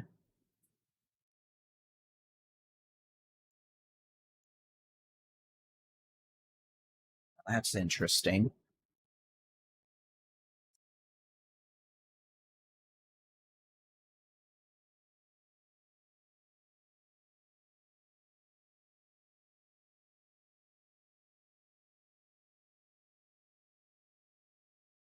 Looks like we're going to see a new severe thunderstorm watch issued for portions of Texoma, southern and central Oklahoma, into northeast Texas here in the next little while. They just put out a discussion for that. When that discussion pops up here, I'll show you it visually. In terms of the risk for severe weather tonight, well, these storms in western North Texas could make a run at DFW Texoma. And we could also see storms tonight make it from central and southern Oklahoma down into northeast Texas late tonight, probably after 2 to 3 a.m. All right, these storms in the northern panhandle developing along a boundary. They're moving southeast. We're continuing to watch them, and they may unzip a bit further to the south, but staying north of Interstate 40, at least until they make it into Oklahoma, probably, maybe the eastern Texas panhandle. These storms moving east-southeast at a generally brisk 50 to 60. Are they really? Okay, they've got it moving 30 to 60, so meh. Line of storms moving east quickly, damaging straight-line winds, potentially over 60 to 70 miles an hour, now coming into Perryton, Spearman, just north of Stinnett. Moving east, this will impact the northeastern Texas panhandle, meaning pretty much Moultrie County, Lipscomb County, Hutchinson County, Roberts County, Hemphill County, and eventually may build south enough to impact portions of Gray and Wheeler counties in the northeastern Texas panhandle. Again, that's going to be a line of storms, and that line of storms is going to be making it all the way east, and it's going to sweep across most of Oklahoma tonight.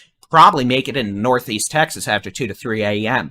We got storms now that are blossoming in northwest Texas, including this one southwest of Vernon. The potential now for golf ball to tennis ball size hail, and we're going to have to watch it for indications of a low-level circulation, especially if it looks like it's turning right, which it is. It may pose more of a threat to Wichita County, aka Electra, Burke Burnett, Wichita Falls, in the next hour.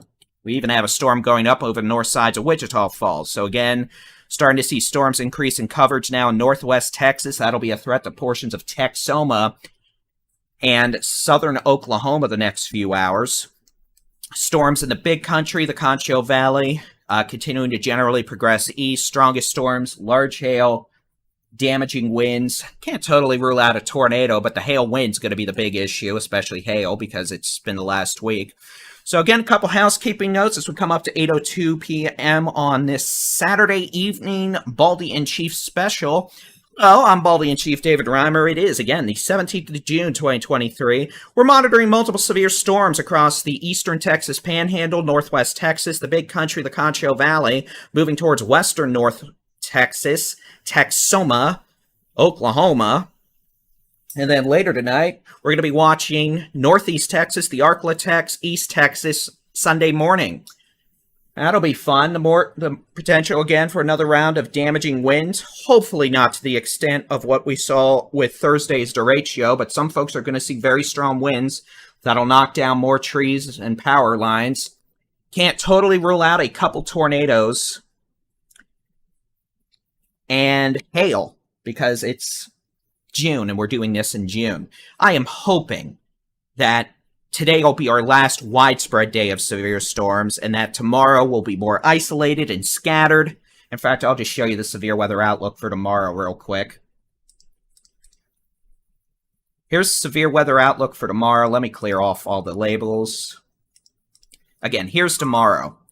You can see isolated severe storms along that boundary again from the Edwards Plateau, central Texas, the Hill Country, northern Brazos Valley, into portions of the Arklatex, East Texas. And again, depending on what happens tomorrow, like half of the days this week, these higher risks may have to be extended back southwest for a higher coverage of thunderstorms capable of big hail, damaging winds. You can see you're expecting a busy day of severe weather tomorrow in the Arklatex, Arkansas, Louisiana, Mississippi. The severe weather outlook for tonight. Now, we're going to get a new one of these any minute now, so this is probably going to change a bit, but you can see where we're expecting to be the most active tonight.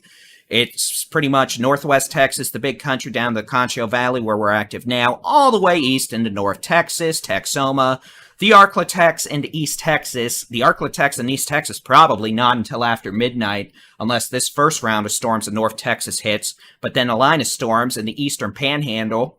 I mean, I'll turn the radar on, you can see it. Those storms in northwest Oklahoma, those are going to fly southeast. And those are going to end up making it into the Arklatex tomorrow morning.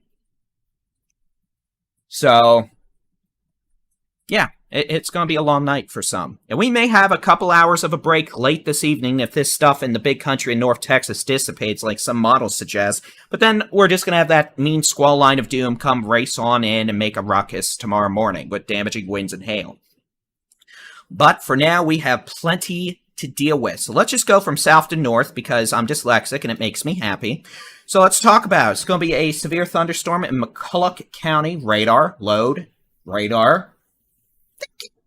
It's going to be a severe storm just northeast of Brady. You can see it as a hook echo, a wee bit of a circulation, but that outflow boundary seems to be south of that inflow region, which probably means this isn't a big-time tornado issue at the moment. Storm moving east-southeast. We'll see how long it is able to maintain itself as we approach sunset. At some point, these are going to start getting squished, like last night's storms. Could eventually be an issue for portions of San Saba, Llano, and northeastern Mason counties here in the Concho Valley / western Hill Country, as this storm moves east-southeast about 25 miles an hour. Storm just north of Brownwood, northeast of Brownwood, Lake Brownwood. That might have quarter-size hail with it. Those are some pretty good reflectivity values. Small hail with some heavy rain all the way up 67 through Blanket, Comanche up to De Leon, Dublin. Big country, we've got a couple severe storms with hail. Putnam, Cisco, Eastland, all the way south, 183 to near Carbon. Those are generally moving east-southeast at about 50. Severe storm about to enter Stevens County. That could have strong winds, the potential for winds over 65 miles an hour. And hail. Storm going up over Throckmorton. We'll see what that does. And then I'll tell you what, I do not like the look of this storm down here in southern Wilbarger County. I'll just tell you that now. I don't like that.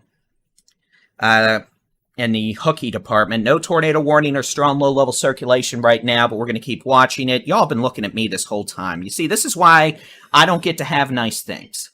Here we go. My apologies. It's all my fault. Severe storm over portions of southern Wilbarger and central Wilbarger counties. Again, this is going to be mostly southeast of Vernon, but probably have hail falling at the 72-87 split. At this point, this storm may be moving a little more to the east, so this could be a threat to Electra. We've got a storm going up on the Red River, just east of Burke-Burnett. That'll be moving into towards Temple and Waurika, Oklahoma. Severe storm just northwest of Chattanooga, Oklahoma, moving towards Geronimo, the H.E. Bailey Turnpike. And Interstate 44 near Geronimo, so that's going to be near the toll plaza there, I think. Toll plaza's near Walters there. And then this storm again near Electra. I'm going to actually load some loop here. I want to see if this is moving due east or if it's still moving northeast. See, this is moving, almost looks like it splits, so this might be moving more east, and we might have a left split that takes turn up towards Granfield, Oklahoma. Did I miss the new severe weather outlook? I must have. No, it's not out yet. Interesting. They're about 10 minutes late. Don't see that too often. We'll see if they actually do upgrade a part of tonight's risk to a level 4 out of 5 or a moderate risk. I'm thinking they might across parts of Oklahoma, maybe Texoma. We'll see for wind. All right, so again, this storm in southern Wilbarger County, we're going to have to watch it carefully. If it ends up moving more east, that's going to be a threat to southwestern Wichita County within the next 30 minutes around Cadine Corner west of Holiday. South of Electra, we've got this severe storm approach east of Albany now. Probably a bit of rain and hail in Albany, moving east towards Breckenridge. In Stevens County on 180, that could have quarter to ping pong ball size hail, winds of 60 to 70. We've got storms on I-20 from Bayard all the way through Putnam, Cisco, Eastland, just southwest of Ranger Hill. Those are moving more east-southeast now towards Carbon and Gorman on Highway 6 at about 40 to 50 miles an hour.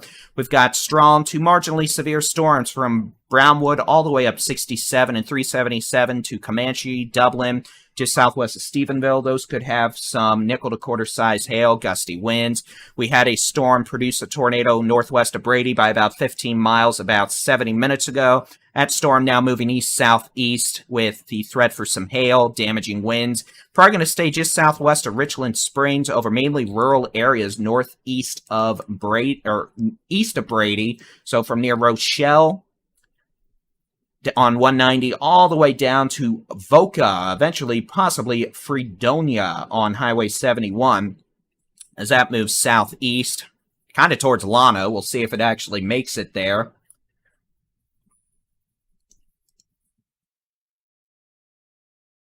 And otherwise, at this point, I guess I can show y'all where we have watches in effect right now and where we're thinking we're going to see severe weather watches over the next little while. So let me press some buttons here. Okay, we've got a severe thunderstorm watch in effect through 10 p.m. for northwest Texas, the Big Country, the Concho Valley. Tornado watch for the eastern Texas Panhandle, western Oklahoma. Now, I'm going to turn some buttons on here and show you where I think we're going to have watches soon. I think we're probably going to see a watch for most of this area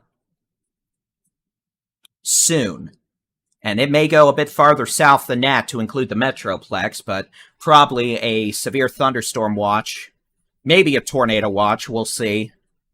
There is a concern we may see a few spin-up tornadoes with that squall line later tonight. But again, I'd expect a severe thunderstorm or tornado watch to be issued for a good portion of north-central southern Oklahoma, east into Texoma, probably Sherman, maybe Paris area, maybe down towards the DFW Metroplex. We shall see. And then we're going to probably have a severe thunderstorm watch hours from now that goes through at least sunrise Sunday for portions of northeast Texas and the Arklatex and East Texas.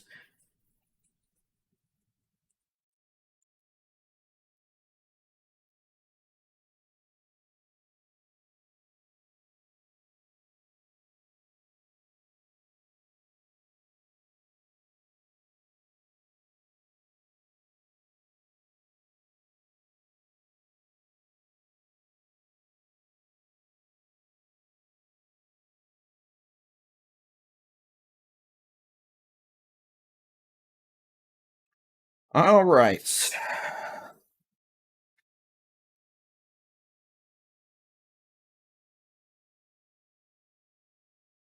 Severe weather outlook is really late. Interesting.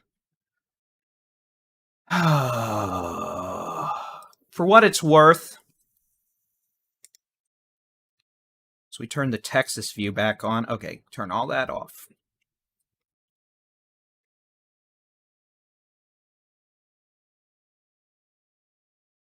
If these storms continue on their present course and heading, they may approach the western Metroplex, maybe Weatherford down to Granbury by 9:30 p.m.-ish.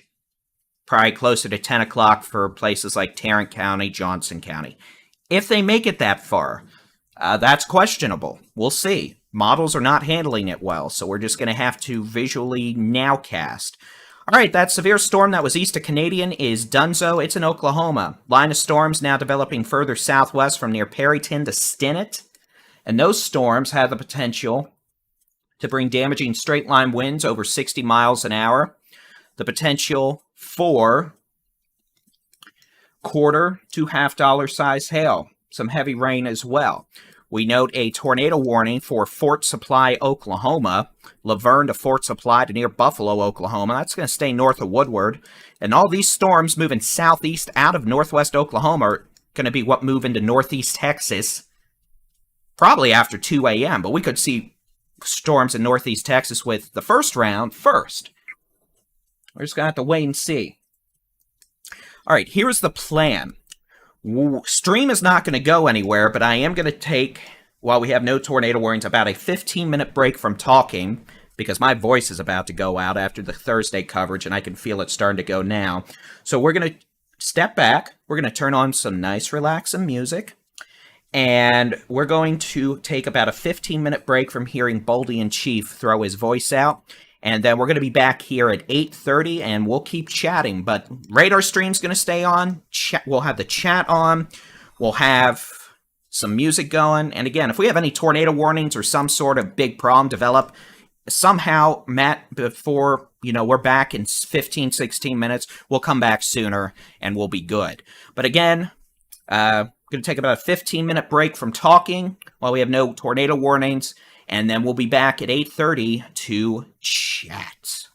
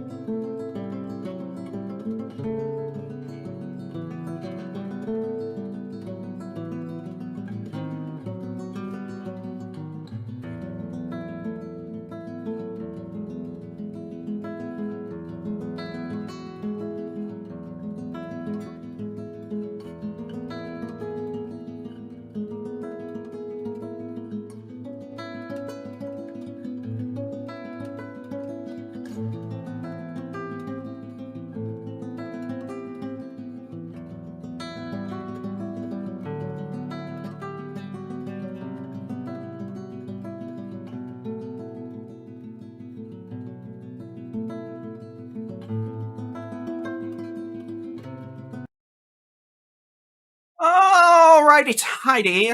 Yeah, I remember to turn the camera on this time. Don't you love it when I remember to actually turn things on? Coming up, day 30 on the 17th of June, 2023. I'm Texas Storm Chasers Baldy-in-chief David-Reimer. I have caffeine. And we are monitoring scattered severe thunderstorms early this evening. We're monitoring a line of developing storms from near just northeast of Borger, Texas, in the Panhandle, all the way up to now just east of Perryton to near Follett in the far northeastern Texas Panhandle, extending all the way up to some spinny doom northwest of Woodward, Oklahoma.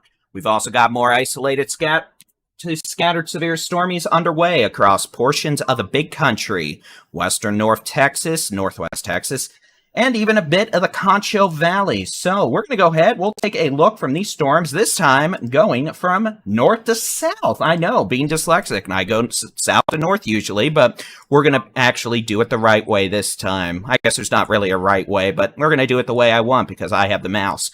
All right, let's turn on the super duper awesome blossom. Hey, I can make up cool marketing terms just like the TV people, except I don't have to pay $30,000 for it. Weather radar, and we do have a line of showers and thunderstorms now from near Borger all the way up to Perryton, Booker, Follett. Perryton, worst should be coming to your southeast now, so Perryton, you're probably down to some gusty winds, moderate rain. You're going to be done completely here in the next 10 to 15 minutes.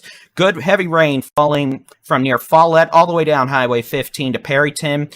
Heavier storms now on Highway 70 from southwest of Booker, south of Perryton, all the way back southwest to Borger. And again, these storms are generally producing winds of 50 to 65 miles an hour, blowing dust, the potential for perhaps some quarter-size hail and heavy rainfall. And again, that's all moving to the south, to the east, I should say, rather, at about 45 to 50 miles an hour. And you can see back southwest an outflow boundary extending back to Amarillo. That might have some gusty north winds. We'll watch that just in case it fires up some additional storms.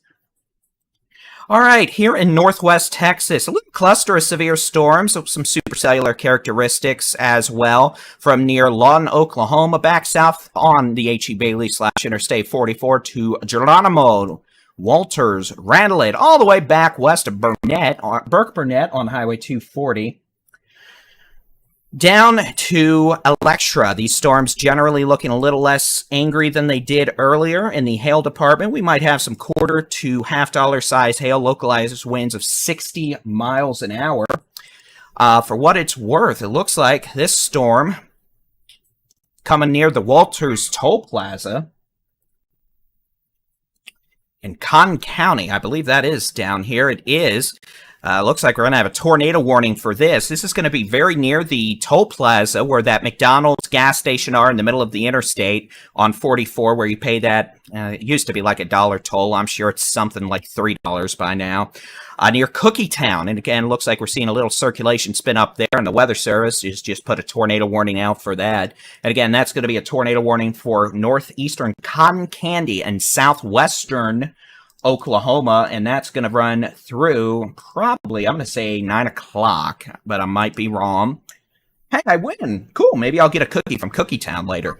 Again, that's going to include Walters, Oklahoma, Temple, Oklahoma, and Interstate 44 around the Walters Toll Plaza there. And again, that's for the possibility of a circulation developing and moving east towards Temple, Oklahoma, back farther southwest. These storms, again, moving east at about 35 miles an hour, the potential for quarter-size hail, and localized damaging wind gusts over 60 miles an hour.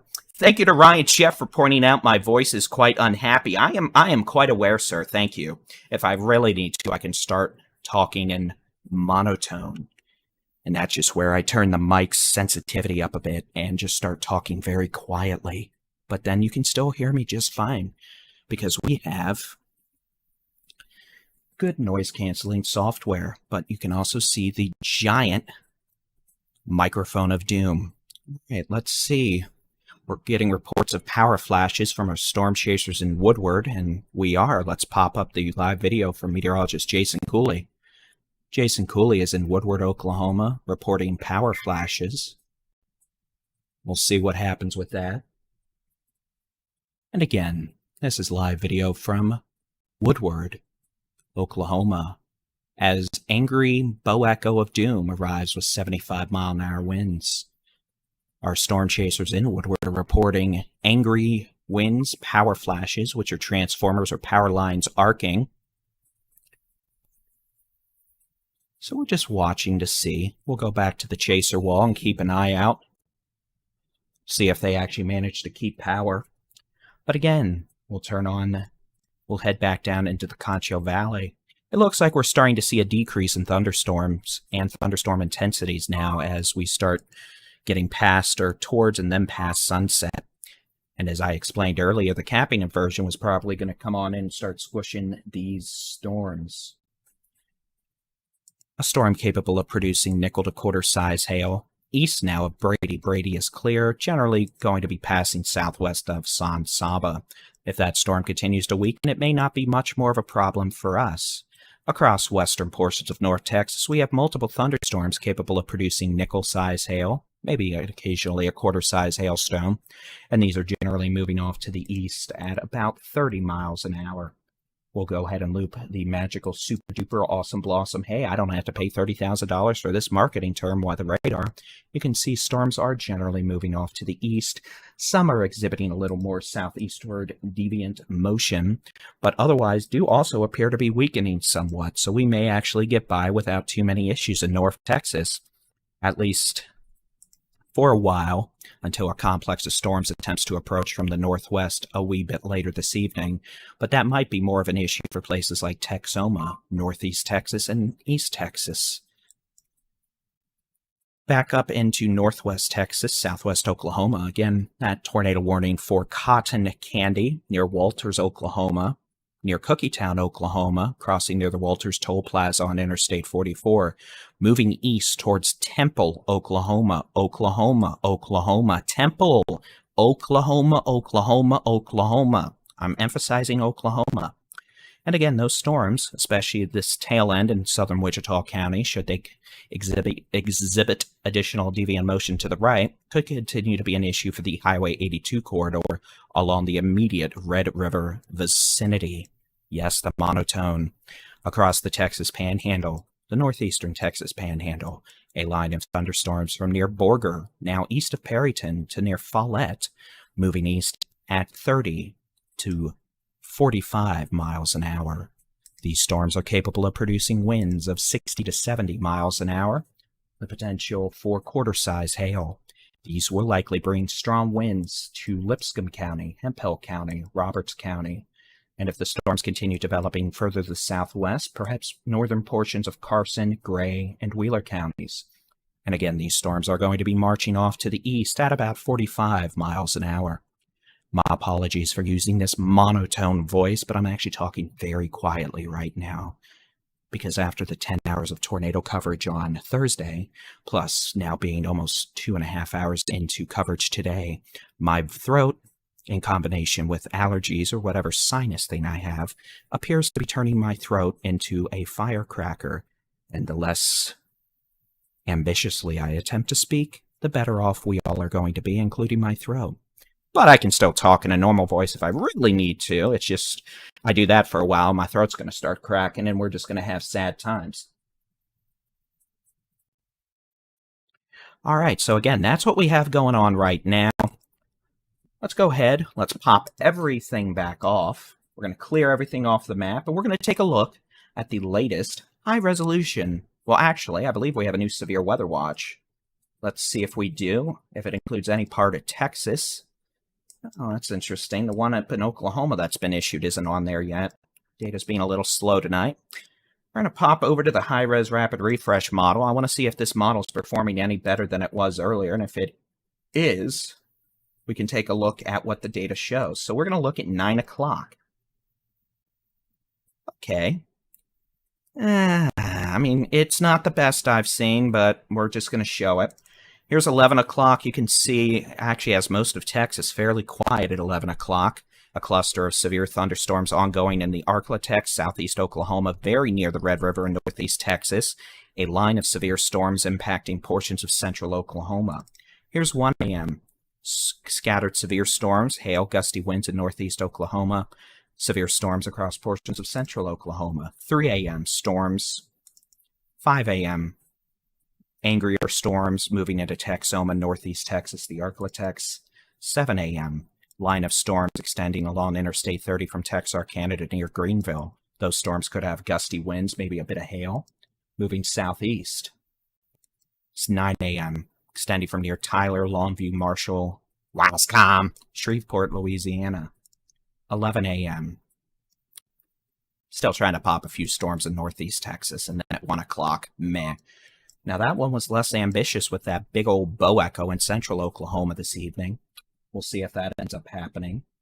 But we also have that complex of thunderstorms again developing and underway across portions of the Texas Panhandle into northwest Oklahoma and southwestern Kansas. We'll turn the radar back on, and here we go.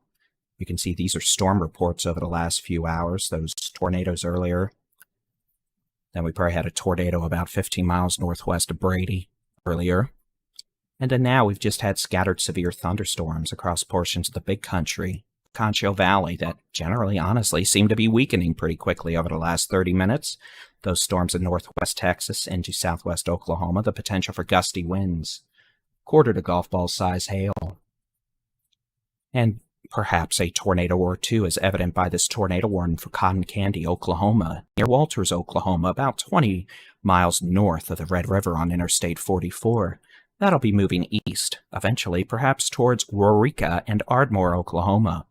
To the north, a line of severe thunderstorms capable of producing damaging winds up to 70 miles an hour, now with a severe thunderstorm warning down to Interstate 40. These storms generally moving like this.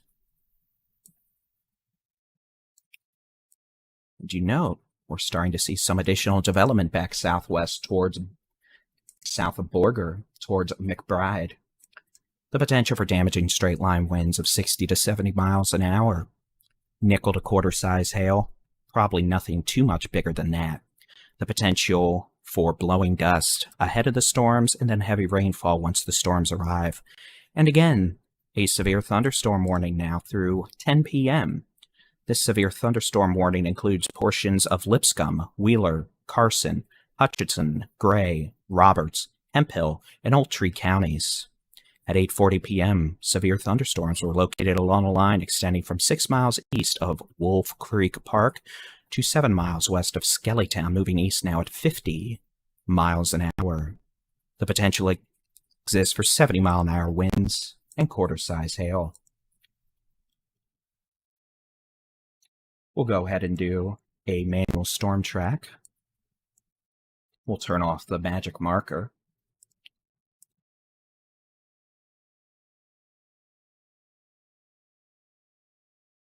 And again,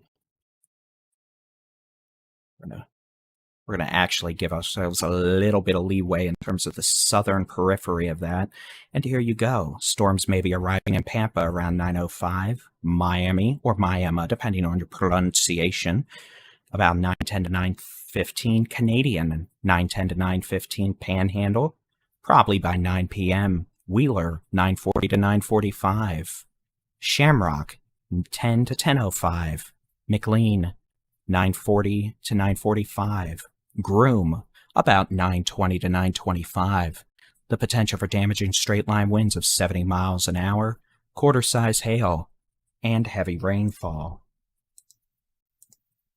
As those continue moving east at 50 miles an hour towards western Oklahoma. Further to the southeast, a small cluster of severe thunderstorms is underway in northwest Texas. These storms are generally moving off to the east, at times east-northeast, at 30 miles an hour. These storms at times are capable of producing quarter-size hail, localized damaging winds over 50 to 60 miles an hour, and as evident by the thunderstorm near Walters, Oklahoma, a tornado or two cannot be ruled out.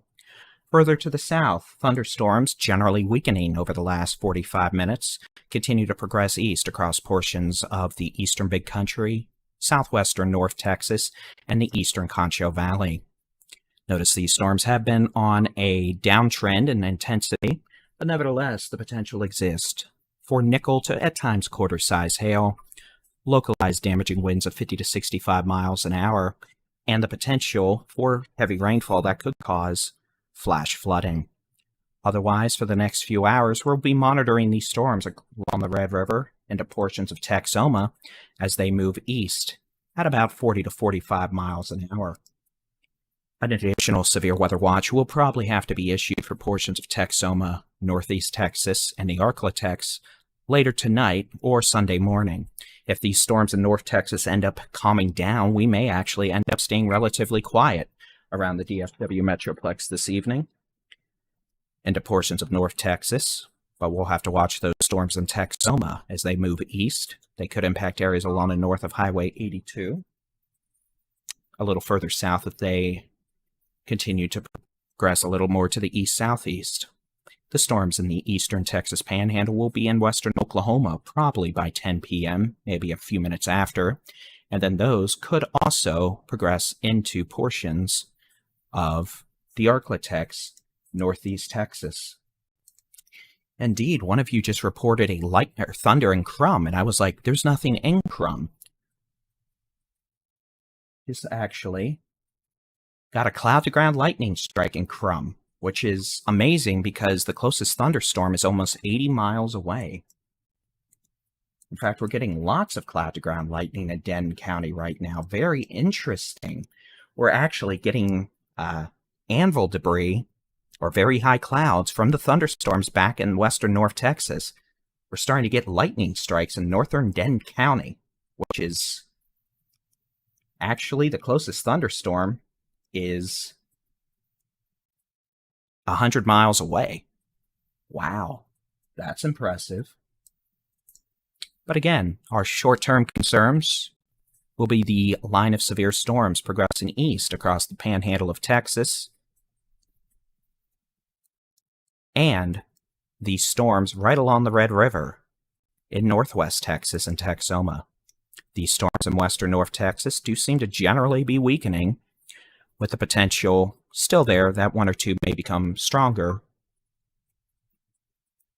with hail and strong winds. Otherwise, we are going to need to keep an eye on this thunderstorm in Wichita County, just in case it tries to do any sort of funky business. Radar, I'm going to hit you. The hail marker with this thunderstorm is actually increasing now, and storm spotters are reporting a wall cloud. So we are going to keep an eye on what we refer to as the tail end Charlie. This thunderstorm may remain capable of producing golf ball size hail, winds of 60 miles an hour, and is generally moving east now into Wichita County, which means those of you in Wichita County, especially Iowa Park and Holiday, should be keeping a close eye on this storm as the potential for hail and damaging winds approaches from the west. All right, we're going to take about a 13-minute break. We're going to pop the music back on, and we'll be back here 9 o'clock with the next severe weather update.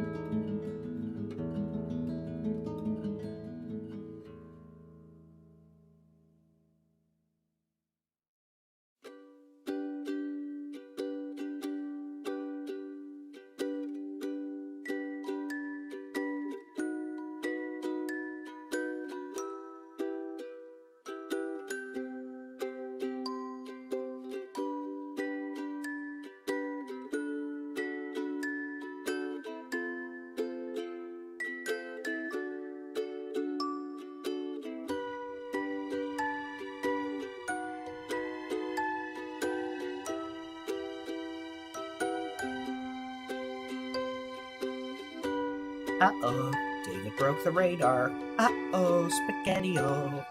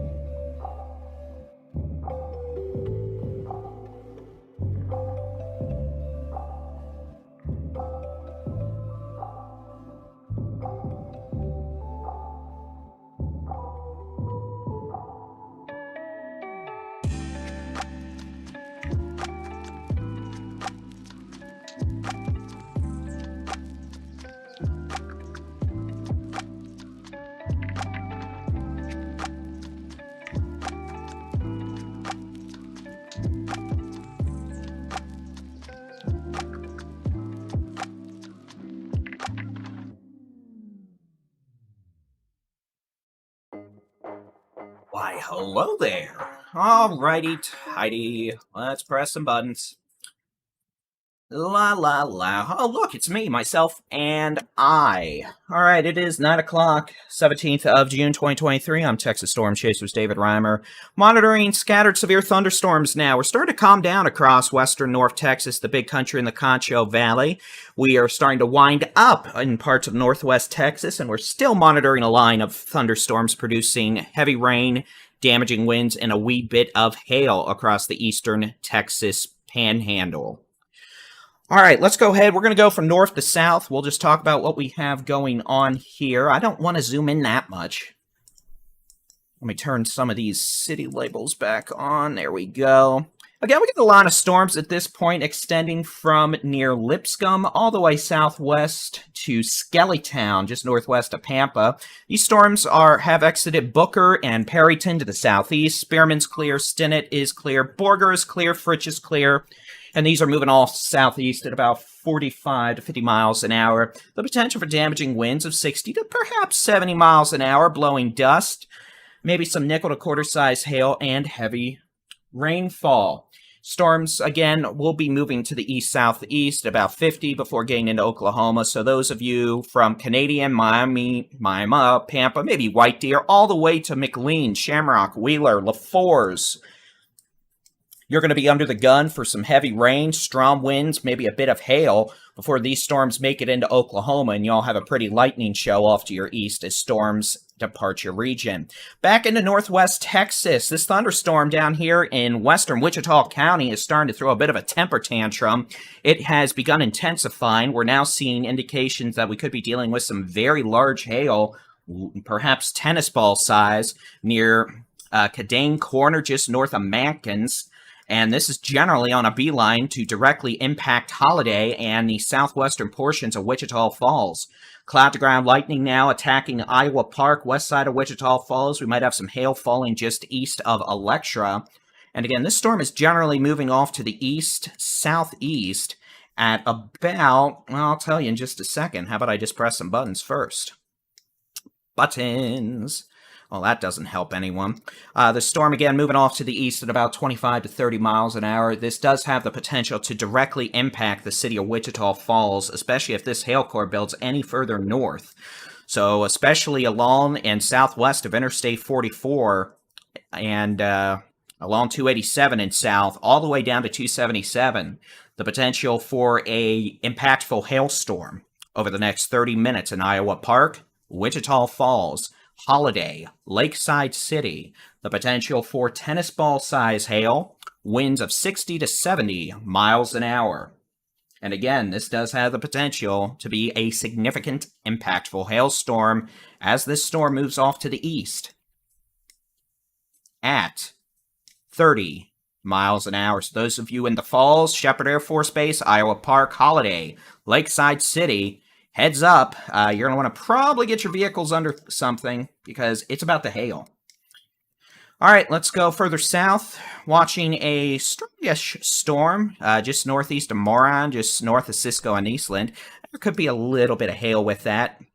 No, bad. With that storm, otherwise, these storms have all weakened below severe level criteria, which is 58-mile-an-hour winds or higher or quarter-size hail and larger.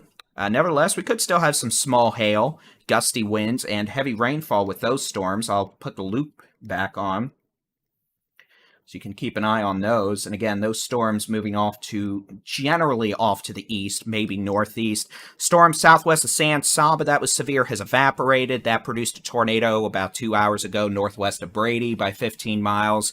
Watching a couple more storms fire up, probably along the remnant outflow boundary from near Santa Ana to Brownwood. Those could have small hail, gusty winds, heavy rainfall that could exacerbate flash flooding ongoing around San Saba at this point. So that won't help. And then we've got moderate rainfall, locally heavy rainfall falling from near Ranger and Gordon on I-20. That's probably making the road a bit slick. All the way down to 377 from Stephenville to Comanche through Dublin, Gorman. That activity generally behaving itself, kind of just sitting there, honestly. Unless something changes, this may actually keep most of the Metroplex clear this evening, which would be nice. But we're going to have to keep an eye on it for sure. But again, short-term issues. going to be supercell thunderstorm. Southwestern portions of Wichita County could bring hail up to the size of tennis balls into portions of southwestern Wichita County. That includes Mankins, Holiday, Lakeside City, Wichita Falls, Iowa Park, over to Fulton, south and east of Electra. And again, that storm's moving east at about 30. Pretty large little complex of stormies up in southern Oklahoma from near Duncan, Comanche to Temple, Oklahoma, moving east towards Waurika. And then those storms could have some 60 to 70 mile an hour wind. The potential for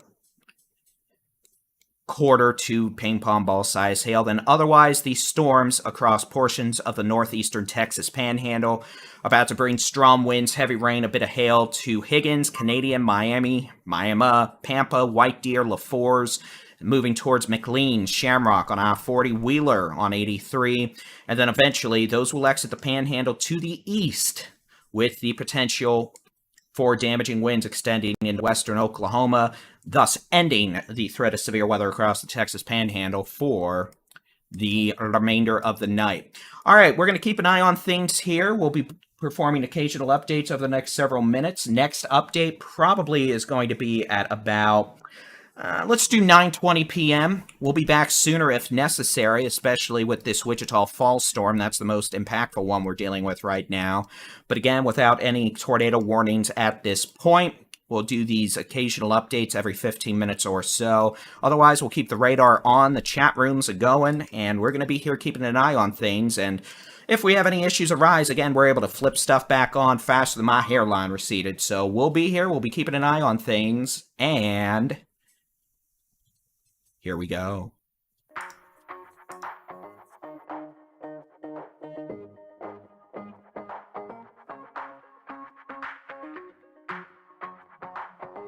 Oh, look, I broke it. See, this is why I'm not allowed to have nice things, because I break things. All right, I fixed that. I broke that. Sorry, chat room, I didn't mean to terrorize you. Well, that's okay, that's okay, that's okay. Okay, bye-bye, BRB.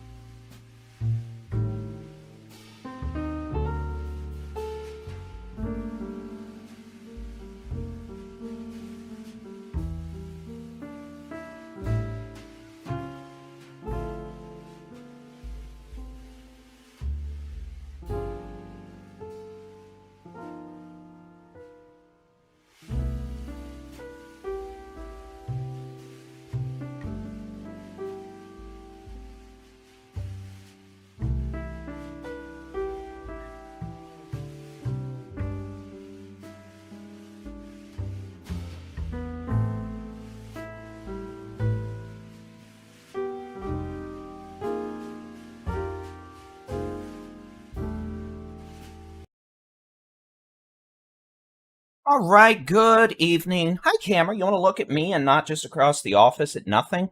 Thank you. All right, it is 17th June 2023. I'm Texas Storm Chasers, Baldy-in-chief or something, David-Reimer. It is about 9:20. We're monitoring a couple clusters of severe storms at this point. One going to be from near Pampa to Miami, or Miami up to Canadian on Highway Reboot 60. Those generally moving east-southeast at about 35 miles an hour, the potential for 60-mile-an-hour winds, maybe a little bit of hail, nothing really too impressive in the hail department right now, maybe nickel to quarters. Second cluster outside of the Panhandle, which I'll show you real quick. Going to be from near Wichita Falls up to Eureka, Oklahoma. Wichita Falls storm seems to be weakening pretty quickly here, so if that continues to be the case, we'll be in good shape. Storms down in the eastern Big Country, eastern Concho Valley, western North Texas have mostly been behaving. We do note those new severe thunderstorm warnings now from near Santa Ana to Brownwood. We could have some quarter to $half size hail there. Pretty good little hail core over the north sides of Brownwood up to Lake Brownwood, again to the Brownwood Airport, and early, moving off to the east at about 40 miles an hour. And again, otherwise, it's really not much else is going on. See that storm that's firing up pretty quick in southern Stevens County? There could be a little bit of hail with that, but honestly, nothing really to write home about right now. Other storms in that area have weakened. We still have a little bit of light rain occurring across western North Texas.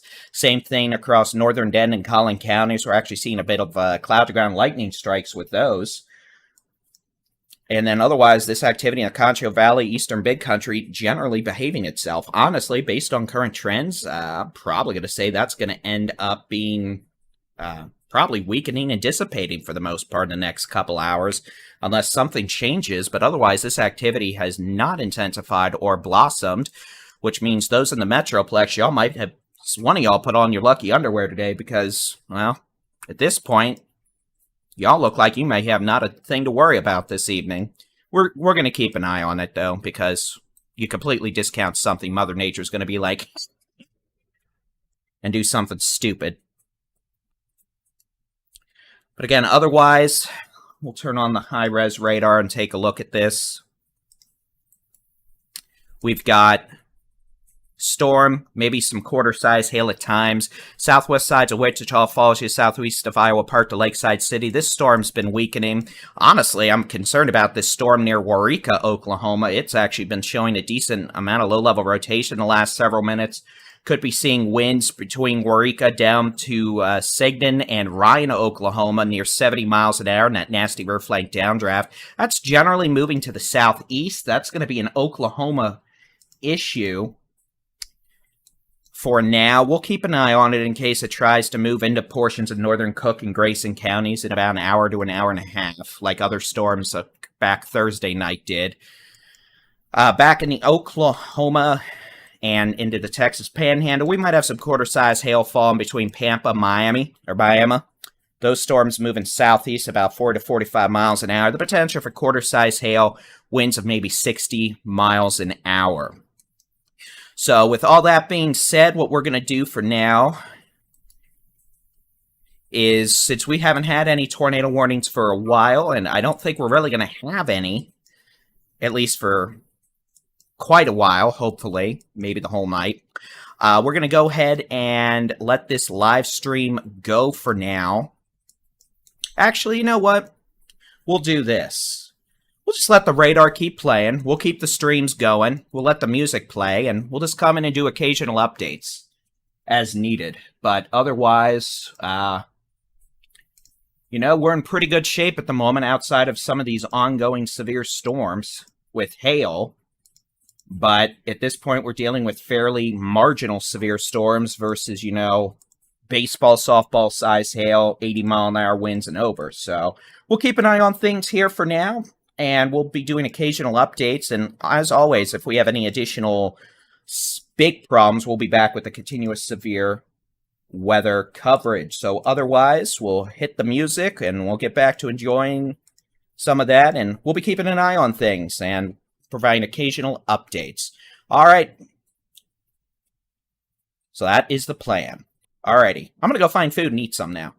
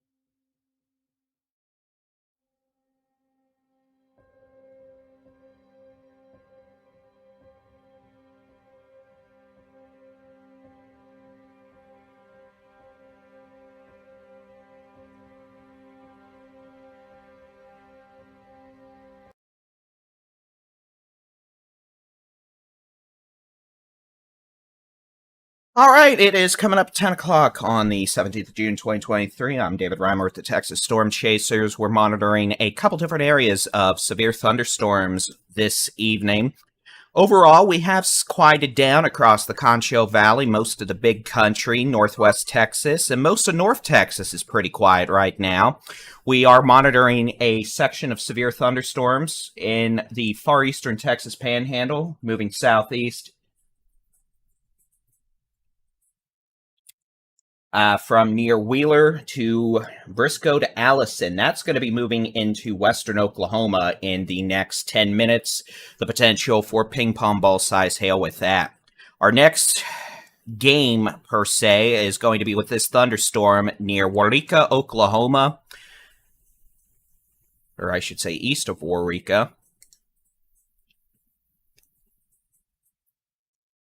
Oh, excuse me. Give me just a second. I'm moving some of my stuff around so I can better see this. It's going to be a severe storm from near Ringling, Oklahoma to Wilson, Oklahoma to Lone Grove on Highway 70 down to Grady there on Highway 32. Weather Service in Fort Worth has put out a severe thunderstorm warning for northern sections of Montague, northern Cook counties in North Texas along the Red River. For all intent and purposes, the severe storm's heading towards Ardmore, Overbrook, Marietta, Thackerville, Windstar, down towards Marysville, and Dexter and Carlsberg, Texas. This is going like the one we had Thursday evening, where it is pretty much progressing right along the Red River, but moving east-southeast. So this may skirt northern Cook County, but be more of an issue for northern Grayson County, Gordonville to Whitesboro to South Maid to Sherman, Denison, Pottsboro in the next hour. And again, this thunderstorm is going to be capable of producing damaging winds over 60 miles an hour.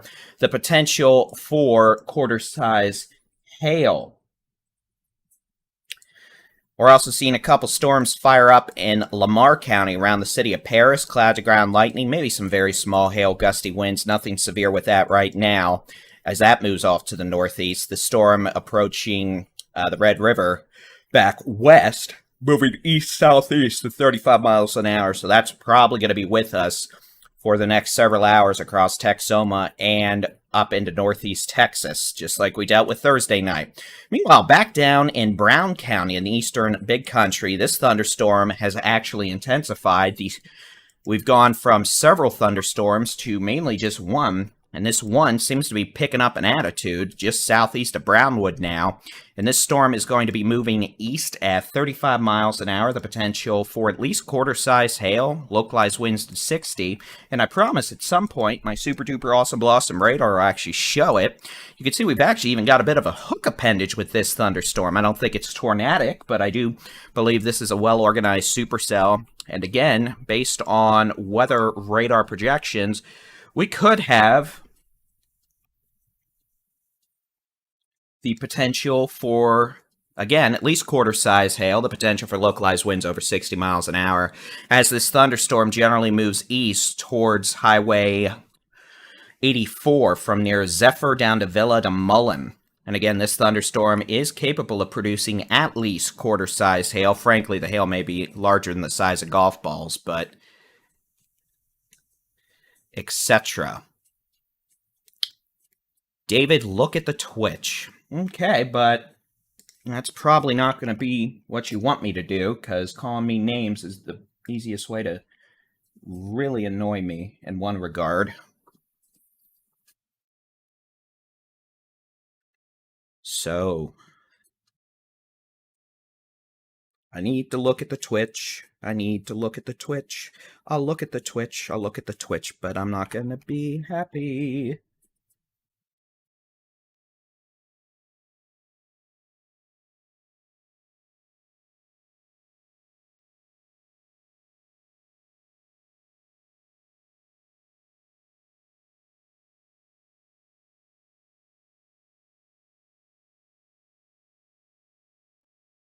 Okay, Twitch, how about this? Let's just not play music.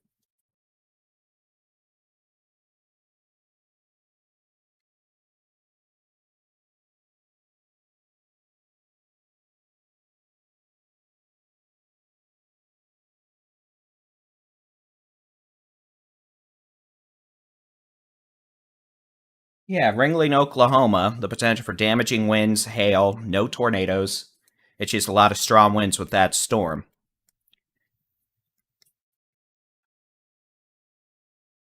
And that's covered by your Oklahoma TV stations. All right, so back at it again. This storm southeast of Brownwood, moving towards Mullen at about 25 miles an hour. Capable of at least quarter to golf ball size hail.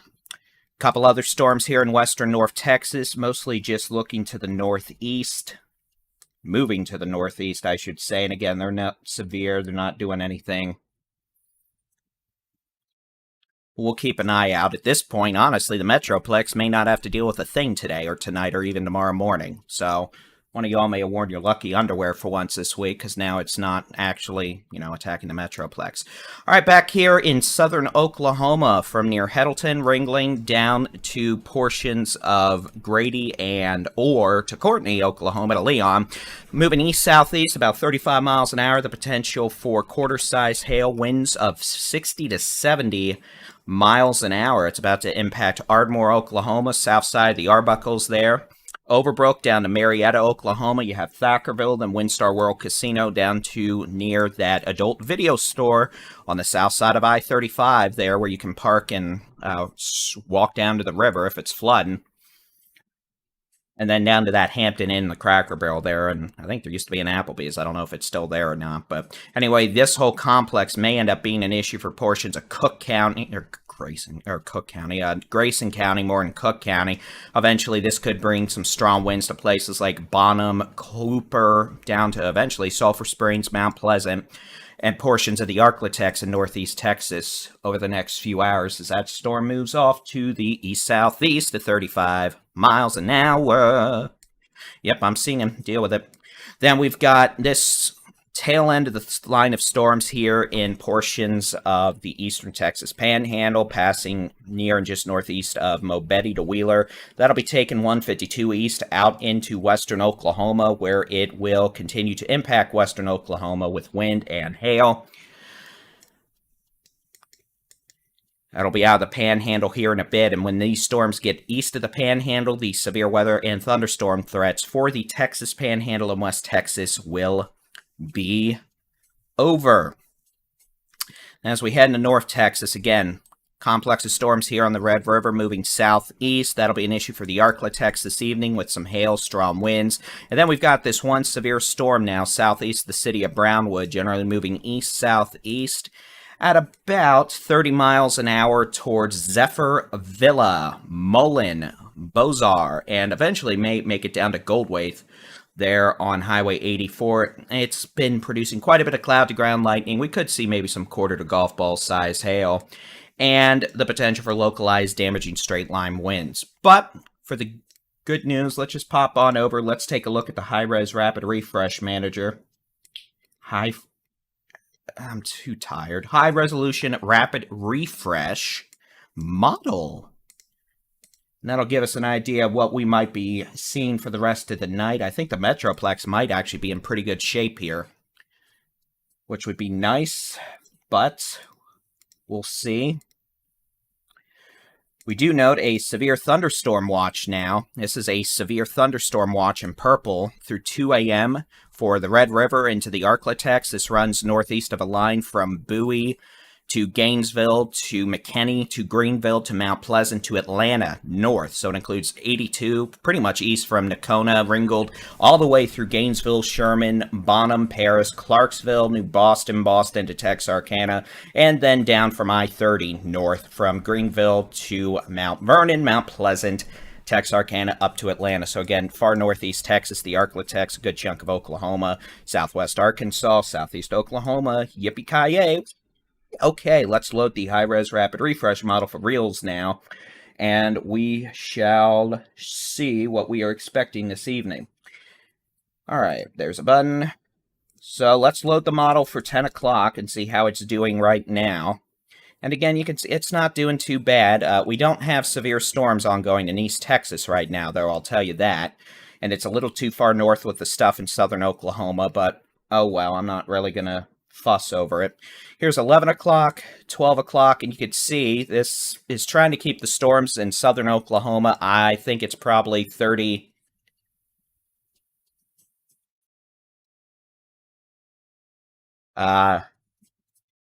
miles or so too far north.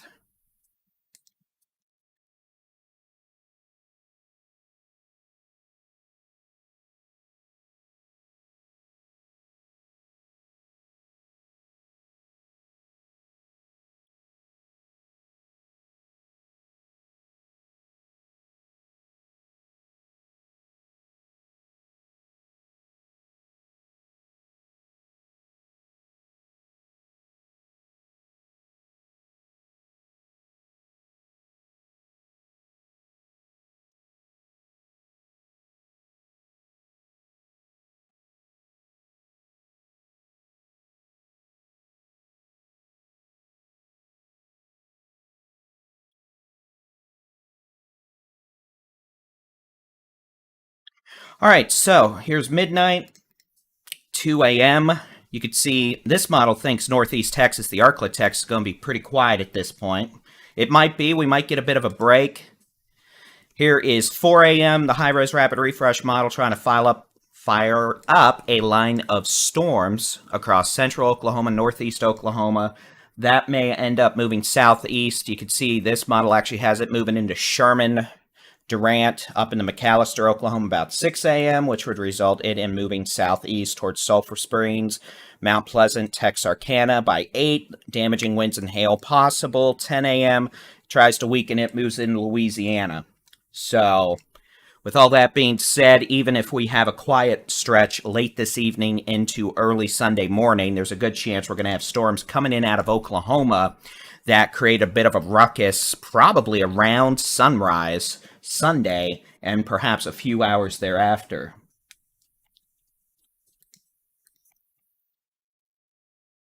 So with all that being said, for now, we're not doing too bad. Again, Eastern Panhandle about to have their last 10 to 15 minutes of severe storms moving into Oklahoma. We got storms in southern Oklahoma near Ardmore, about to cross the Red River and try to make for some strong winds along Highway 82 in Cook County. We've got storms in northeast Texas around Lamar County. There could be some small hail with that. Lots of cloud-to-ground lightning and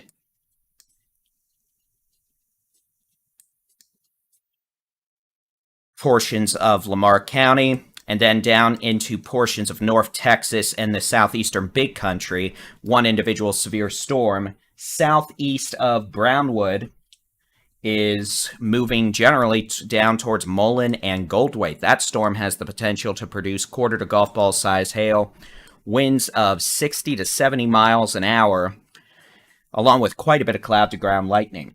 All right, so for the next little while, what I think we're going to do is we're going to...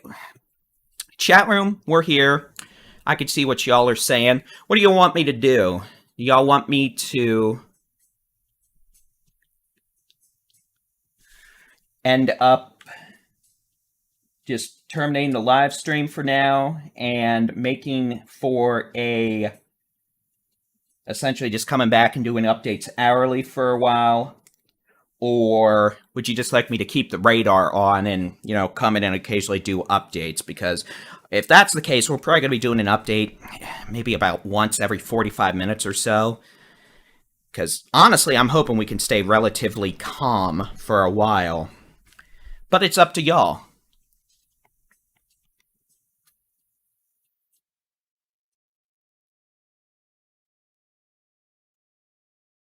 Oh yeah, by the way, we are streaming live on Twitch, Twitter, Texas Storm Chasers on YouTube, Texas Weather Center on YouTube, Facebook, sometimes TikTok.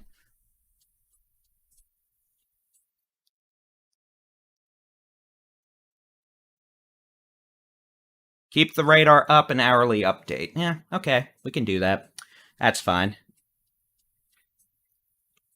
I mean, I'm still going to be here. I'm going to be watching things.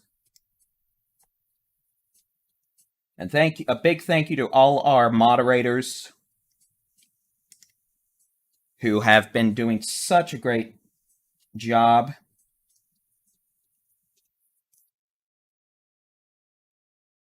on all the platforms and keeping an eye on things. I'm going to stop playing with Twitch buttons on Twitch now because the moderators are going to probably hit me on the head with a hammer. And Michael, you're asking, does anyone have damage reports? Yeah, it knocked off about 150,000 customers, at least, without power in East Texas. Is tonight going to be as bad as Thursday night? I do not believe so, no. I think we will have pockets of strong winds, hail, but I don't think we're going to end up with, a 30-mile long axis of 100-mile-an-hour winds. That being said, more folks are probably going to lose power or re-lose power if it got restored, and we might lose a few more trees, but I do not think it's going to be as bad as we dealt with the other night, at least on the scale we dealt with the other night. So, all right, I'm going to leave the radar on. We'll be here, or I'll be here. We'll all be here. It's a happy day.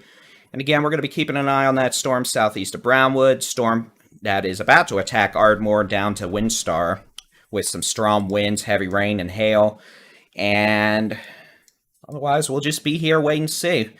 And then perhaps I'll get a visit from these storms northwest of Oklahoma City. We'll see. If we do, I'll set up my camcorder to essentially turn this into a storm chase stream for a few minutes. And who knows, maybe we'll lose power and I'll run around screaming like a goat.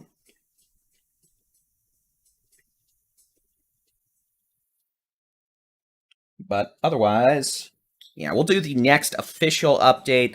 Let's say 11 o'clock, but don't be surprised if I pop in back here sooner. Otherwise, yeah, we'll keep the radar up, we'll keep the chat on, we'll keep the music going, and we'll just be watching things. And again, the interactive weather radar on the website is busted, but it does appear to be mostly working in the mobile app, which is nice, but all right, I'm going to stop talking now. I'm going to go find a throat lozenge or some throat spray. And then it'll be okie dokie. So, all right. And there we go with that. So, again, we'll be back at the latest by 11. I mean, I'm really not going anywhere. I'm literally just going to be sitting here and not talking and looking all around, and Ardmore just hit 69-mile-an-hour wind gusts, so we'll be watching. I'm going to actually, before I go, let me see if I can adjust this lighting a little bit. Let's try this. Make my face a little darker.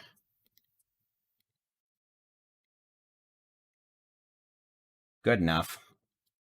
I usually have to have the exposure bumped up a little bit extra, but I guess right now it's just happy because I have 10 monitors on plus lights illuminating me. So, all right, I'm going to stop talking now. And again, next update by at least, or the latest by 11, I'm going to go find something to snack on so I can actually vocalize and create logical sentences again without, stuttering and turning into a billy goat.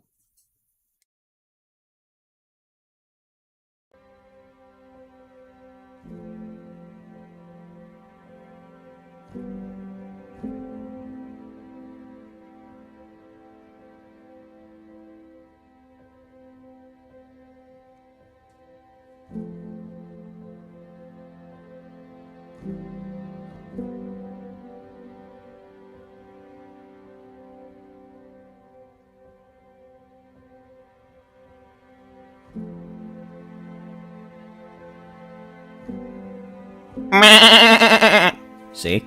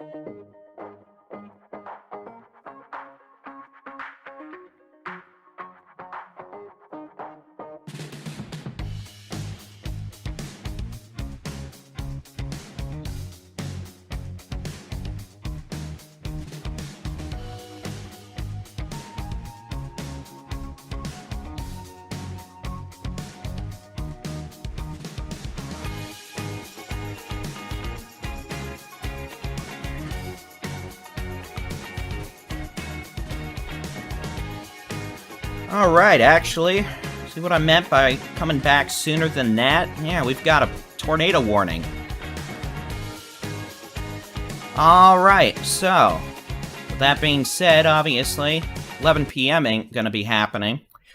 Let's just go ahead and get back to it. So we've got a tornado warning. This is going to be for Mills County and portions of the southeastern Concho Valley / North Texas. This is going to include Mullen and Goldwaith. This is going to run through 11 p.m. probably. So again, this is going to be a tornado warning. Mills County in central Texas at 10:20 p.m. A thunderstorm capable of producing a tornado is located 9 miles west of Mullen, moving southeast at 30. This tornado warning will be near Mullen at 10:35 and near Goldwaith by 10:50, including Bozar, Regency, Center, City, and Ridge. So again, this is going to be a tornado warning, hence we are going to go back into continuous severe weather coverage. All right, let's figure out why we have a tornado warning first off. Let's switch over from the how hard it's raining mode to the which way the wind is blowing mode. And yeah, that would explain it. We've got a pretty good circulation showing up off the San Angelo radar, which is the closest radar to this, I believe. I'm going to double check that. Closer the radar site is to a storm, the better look at the low levels. And yeah, it's going to be close. Granger might be just a little bit closer soon. So you could see latest scan off the San Angelo radar coming in now. We've got winds moving towards the radar at about 90, winds moving away about 30. So a pretty gnarly circulation here, but we're also looking at about 10,000 feet above the ground. We're in a radar hole where we just do not have a good low-level look at this. But again, that's a pretty gnarly low-level circulation with this thunderstorm. And that means it is going to be capable of producing a tornado just southwest of Mullen, generally speaking, moving towards Goldwaith. So that means y'all are going to need to take your tornado safety precaution here in Mills County if you are in places like Mullen, Bozar, Goldwaith, Center City, Castor, and Scalorm. It's going to be lowest floor, center room, away from windows. Put as many walls between you and the outside as possible. Hard sole shoes are a good idea, along with a helmet.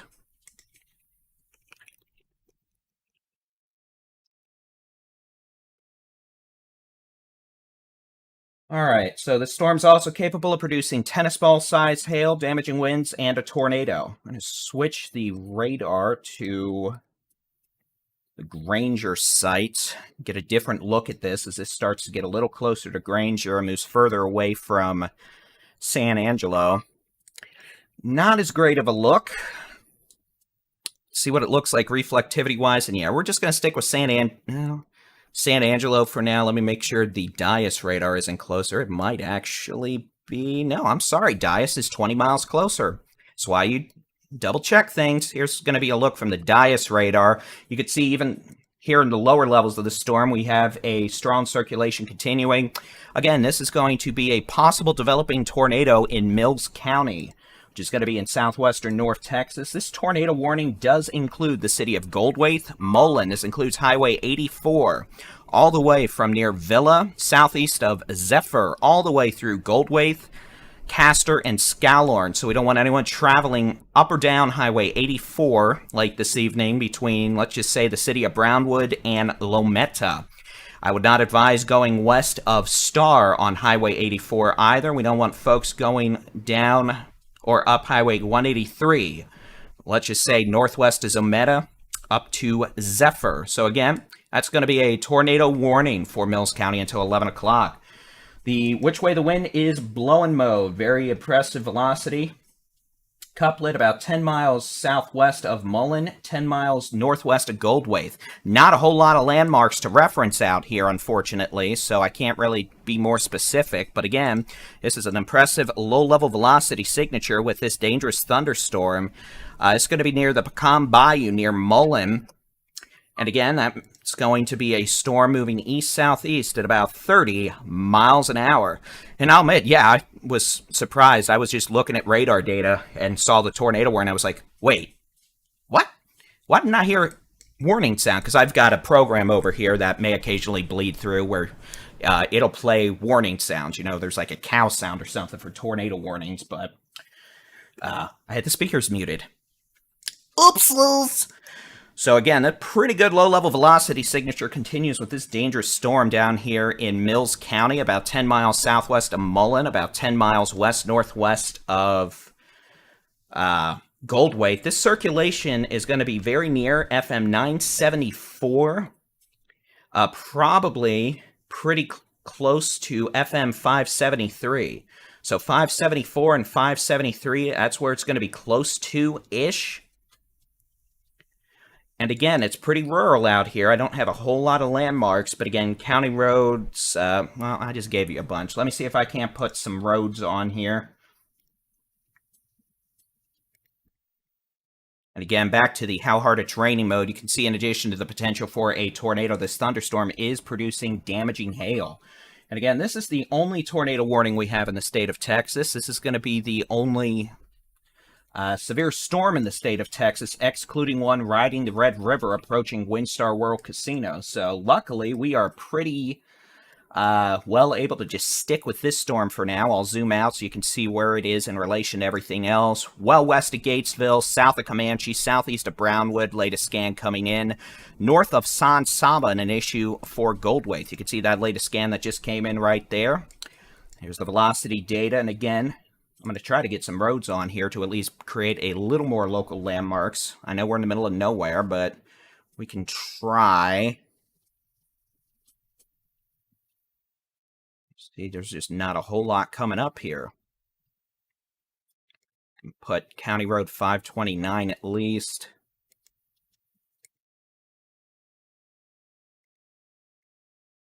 Again, I'm mainly just doing this to give myself some reference points.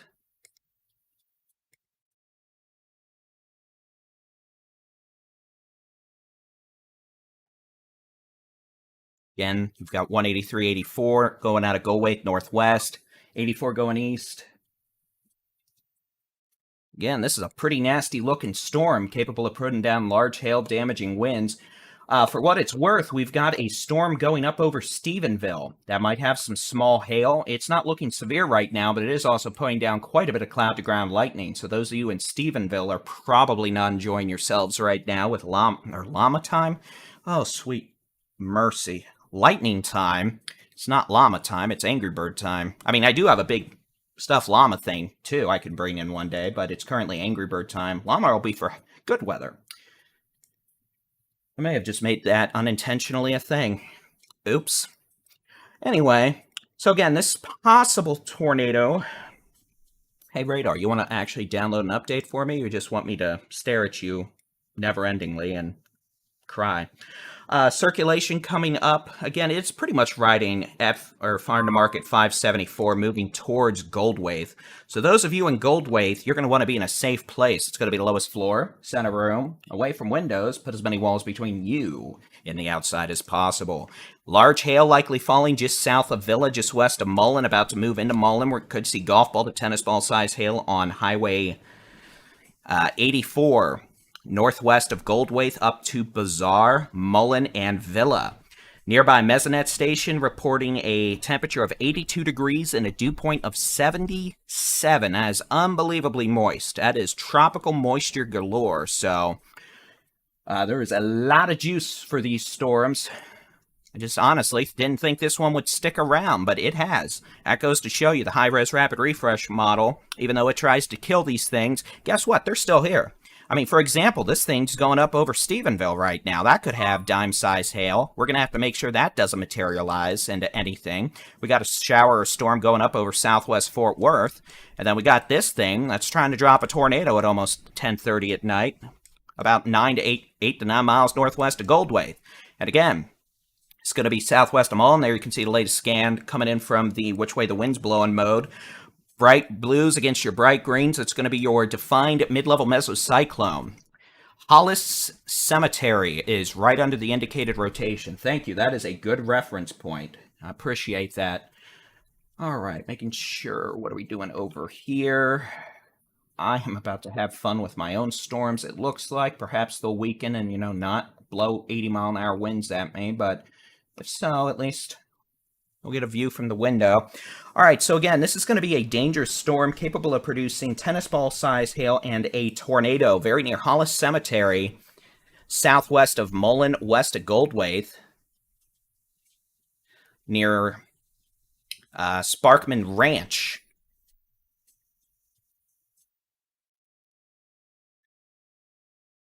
And again, the storm's generally moving off to the east-southeast at about 30 miles per hour. And that means it will be impacting the city of Goldthwaite here in the next 20 to 30 minutes. Now, if the circulation stays southwest of Goldthwaite, Goldthwaite is going to get in on the tennis ball size hail. If the circulation stays a bit north, well, Goldthwaite is going to get on tennis ball size hail and a possible tornado. Mullen, you're probably getting some nasty hail right now there on Highway 84/183. Bozar, you're going to be getting in on some hail too, but the biggest hail core is just to your northwest. I mean, Mullen, y'all are probably getting clobbered right now by some really big hail. I haven't heard any ground truth reports, but I'm sure we're going to get them at some point.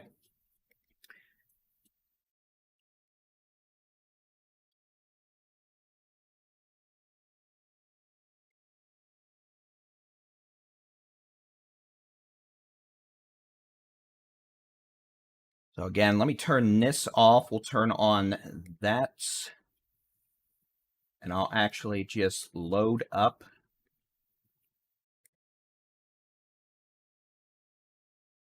radar loop. And you can see this storm took a southeast turn out of Brownwood and has dominated the local environment. No other storms going on. And now it has decided to become a hailer and a spinny doom producer, which is always what we want to have happen at 10:30 at night on a Saturday. I'm being about as sarcastic as I can be, by the way. But again, this is going to be about 8 miles west-northwest of Goldthwaite now, probably about 7 to 8 miles south-southwest of Mullen, the circulation itself. The hail core is about to be right on Mullen, and this could be some gnarly hail. No ground truth reports, but it could easily be golf ball size hail or larger. And again, this is going to be moving to the southeast at about 30 miles an hour. We're looking, unfortunately, pretty high up here. I'm going to guess 8,000 feet. Let's ask the super duper awesome blossom magical radio measuring tool, and 7,000 feet. Okay, well, that's still pretty high up. We're not seeing the low levels of the thunderstorm here. We're seeing the mid levels. So that doesn't really help as much when, you know, you're trying to figure out what's going on. The low levels are at the ground, but nevertheless, that's the best we can do, and we're seeing a pretty strong indication of mid-level rotation that could easily extend down into the lower levels.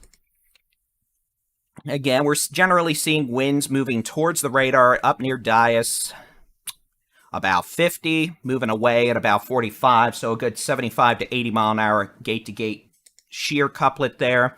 Nothing on the tornado debris indicator, and again, I really doubt we'd see a tornado debris signature at 7,000 feet.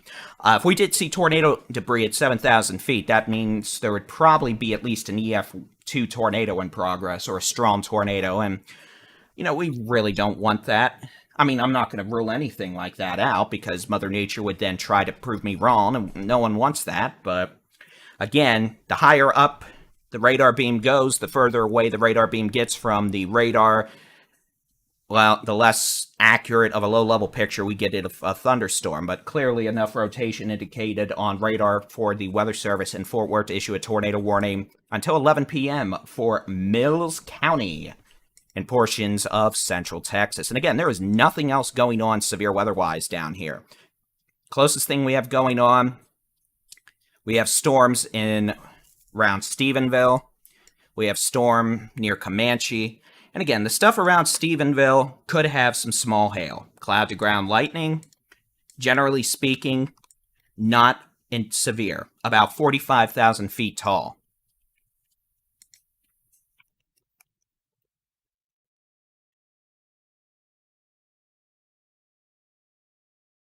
Now, here's something I do not usually show on here.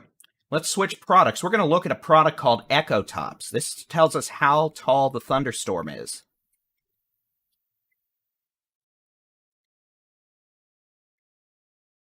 At least I was hoping it would. Here we go. Let's see if this works. Yeah, that's not helpful. You think it's 18,000 feet tall. Oh, good grief. Let's try this. You want to know how tall this thunderstorm is? And here, let me turn smoothing off. Folks, it is 10:39 p.m. This thunderstorm is 65,000 feet tall. Commercial airliners typically fly, well, let's say, between about 30,000 and 41,000 feet above the surface.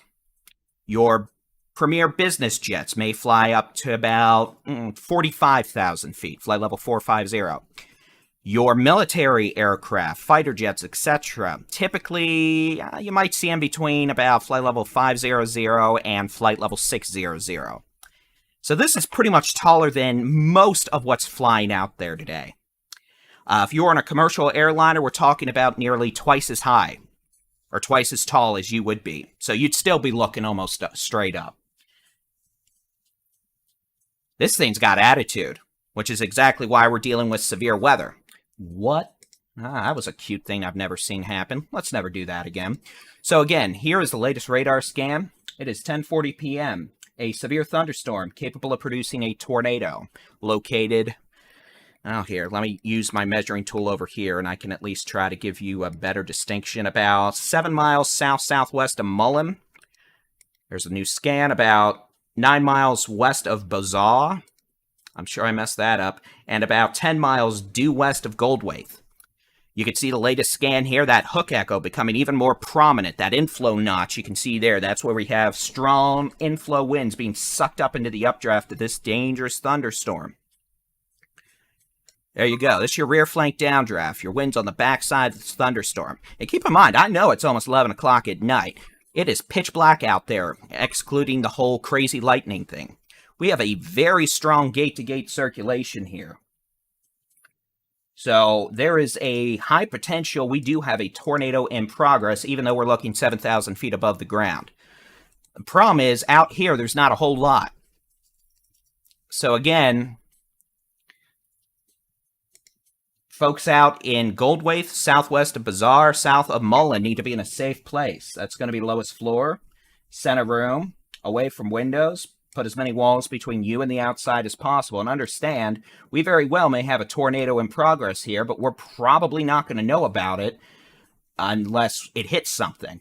And we are not going to know about that until well after it happens. Unfortunately, for what it also matters, looking at my radar, for those of you who know where I'm located, and I'll just show you real quick. Let me be very quick with this. I know this isn't Texas, and some of you are going to be like, but it's the Texas Storm Chasers. Yeah, I lived in Texas for like 20 years, and then I moved up here for a girl 10 years ago, and then I never left. What can I say? I still love Texas. Don't hate me. Okay, let me turn off this. So what I'm going to show y'all real quick is where I'm located. Mainly because, well, I might have an issue here. Now, for all intent and purposes, that's exactly where I am located right there, right now. I say that because the terminal Doppler weather radar is detecting 85-mile-an-hour winds coming almost right at me. And that's going to result in a few issues here. The least of which being the potential for power outages. Now, I've got a 5,000-watt generator sitting at the back door I'm ready to put outside after everything calms down. I'm not going to put the generator outside while it's still blowing at 80 miles an hour. I've got a battery backup system in here that's, one, probably going to catch on fire if I have to use it, because that seems appropriate in terms of just my luck with electronics. But two, it'll continue to power most of this for a good 15 to 20 minutes. The issue is, one, I have a west-facing window right here. So depending on what happens, I might need to temporarily leave this room just in case something comes trying to fly through that window if we have west winds at 80 miles an hour. Two, the issue definitely arises where stream may die for a little bit, but then we'd be back, especially once I got everything powered back up. So there's all that. I'm keeping an eye on it, trust me. Tornado likely in progress now. Southwest of Hamlin. You see that extremely tight gate-to-gate couplet there? That bright green against the bright red? There is a probable tornado in progress, southwest of Hamlin. In addition, I mean, you can see two circulations here. I'm focusing on the one that's right at the apex of that hook, but understand, if this is right, this might also have a tornado in progress and looks even stronger. 100-mile-an-hour gate-to-gate shear there. We've got a couplet closer to 110 to 120 miles an hour just ahead of it. So understand, there is a high potential we could have a dangerous tornado in progress now 7 miles west of Goldwaith on FM 574. This would likely now be east of FM 573. Not all that far north of that stream. So again, folks west of Goldwaith, understand, I know it's a rural area, but there are probably people that live out here, and I have great concern if there is a tornado down and it hits that person, it may be capable of producing significant tornado damage, the kind of thing that, tries to take out houses and hurt people. So we need folks to be in shelter, especially if you are in and west of Goldwaith, southwest of Bazaar, southwest of Mullen, all right? Y'all were here earlier.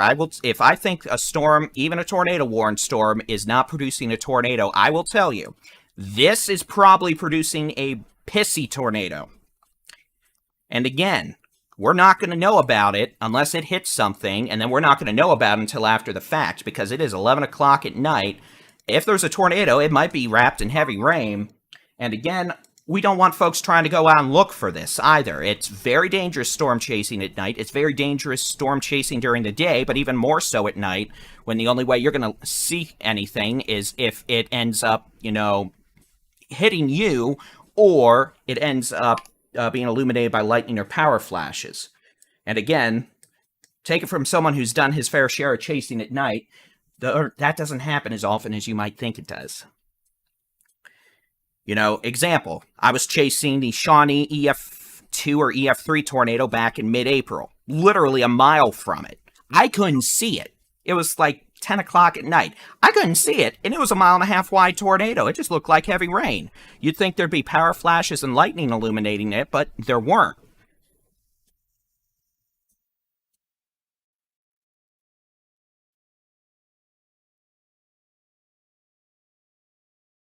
So again, if you are in the city of Goldwaith and you are west in Mills County on FM 574, you need to be in a safe place immediately, as there is a high potential a tornado is attempting to develop or is in progress. Again, we are now looking at a strong circulation. This is going to be about, again, give take 6 to 7 miles west of Goldwaith. And we need folks to be in shelter. And that's going to be the lowest floor, center room, away from windows. Put as many walls between you and the outside as possible. Hard sole shoes and helmets. Mr. Cooley, are you watching? I'm just curious. I don't need you to do anything. I'm just curious. So again, 6 to 7 miles west of Goldwaith, probable tornado in progress. Unfortunately, we're also looking at 7,000 feet above the ground, which means that could be a mile or two off by the time you go down to the surface. There is tilt involved with thunderstorms, especially in strong wind shear environments. The higher up you go, the more tilted over the updraft is. That's why the rain and hail fall away from the updraft, and that updraft is able to remain, there and keep on producing severe weather. So again, higher up you go, the higher the radar, or the farther from the radar site you go, the higher up the radar beam goes. We're looking about 8,000 feet above the ground, which means this circulation could be, say, a mile east, a mile west, a mile north, or a mile south of exactly where it is at the surface. That was about as confusing as I could make it, but, well, would you expect anything different? Probably not. All right, so it is 10:48 p.m. I'm Texas Storm Chasers Baldy-in-chief David-Reimer. A tornado warning in effect for Mills County through at least 11 p.m. If it keeps doing what it's doing now, it's going to go past 11 o'clock. This will have the potential to produce golf ball to tennis ball size hail as it moves off to the east-southeast about 30 miles an hour. Now, the way it looks now, this may stay a couple miles west of the city of Goldwaith, but I'm not going to bet money on that. And those of you in the city of Goldwaith, you should be in shelter. This is about a mile northwest of Trailer Cemetery.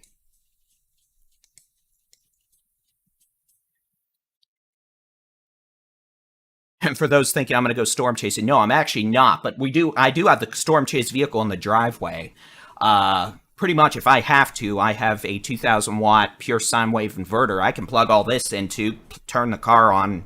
That'll power things for a few hours, no problem, while I set up the more cumbersome 5000 watt generator.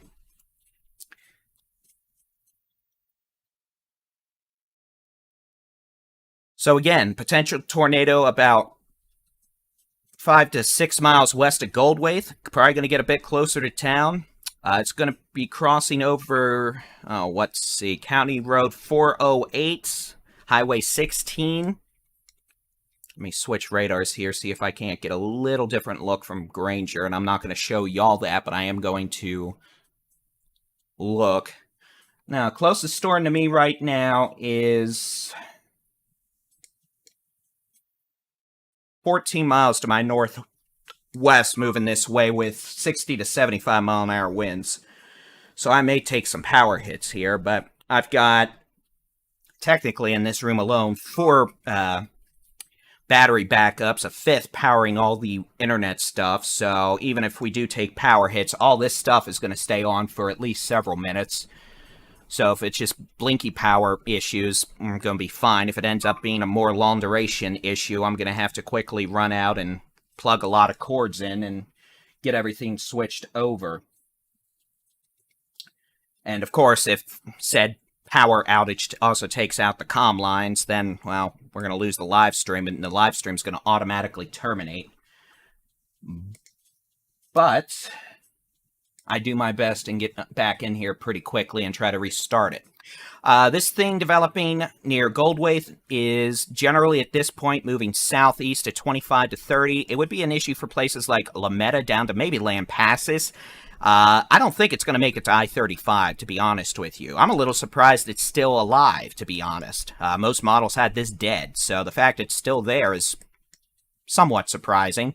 Also noteworthy, the severe storm warning up across Texoma, at least south of the Red River, has been canceled. Storms have weakened south of the Red River and continue to produce damaging winds across southern Oklahoma, but they're staying north of the Red River for now. Big old nasty line of severe storms about to visit Oklahoma City, back west along I-40 all the way to Sayre.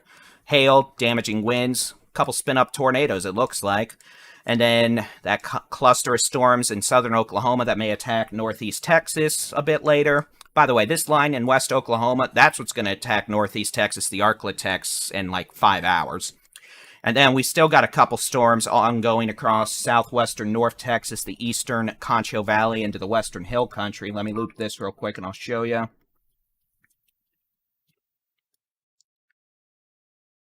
And again, you can see Goldwaith storm moving southeast. The rest of these sub-severe storms generally popping and moving east-northeast. They're not doing anything right now.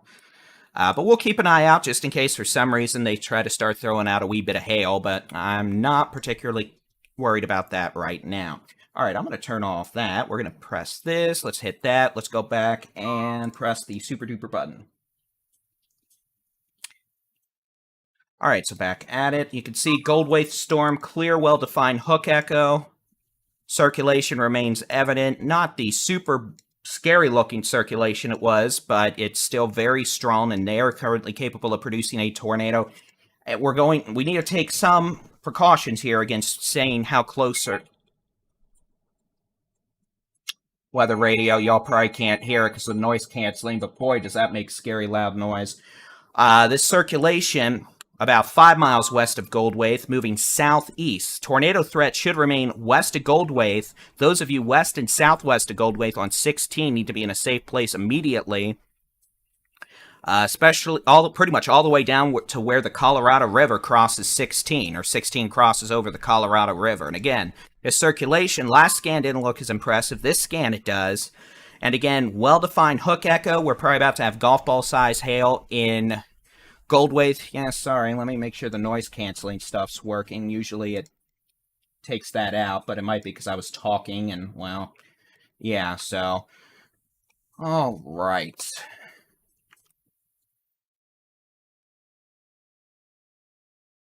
Is it going to hail in Sherman, Texas? No. So again, we got these storms, Comanche to gusting Maybe small hail moving east-northeast. Northeast of Stephenville up in the southwest Hood County. Maybe a bit of small hail, heavy rain. Storm near Goldwaith, capable of producing golf ball-sized hail into tornado. Tornado threat about 4 to 5, maybe 6 miles southwest of Goldwaith now, approaching Highway 16. Hail about to move into Goldwaith. And again, we need to watch this carefully because if we have any occlusion cycle or this ends up turning, or an instance where it occludes, it could turn more to the east. And we're not giving ourselves a whole lot of room here between Tornado and Goldwaith. So if you're in Goldwaith, you better be in shelter. And that's the lowest floor, center room. Away from windows. Put as many walls between you and the outside as possible. Hard-sole tennis shoes, or hard-sole shoes, and a helmet. So again, those of you in Goldwaith, you really need to stay in shelter and be in shelter.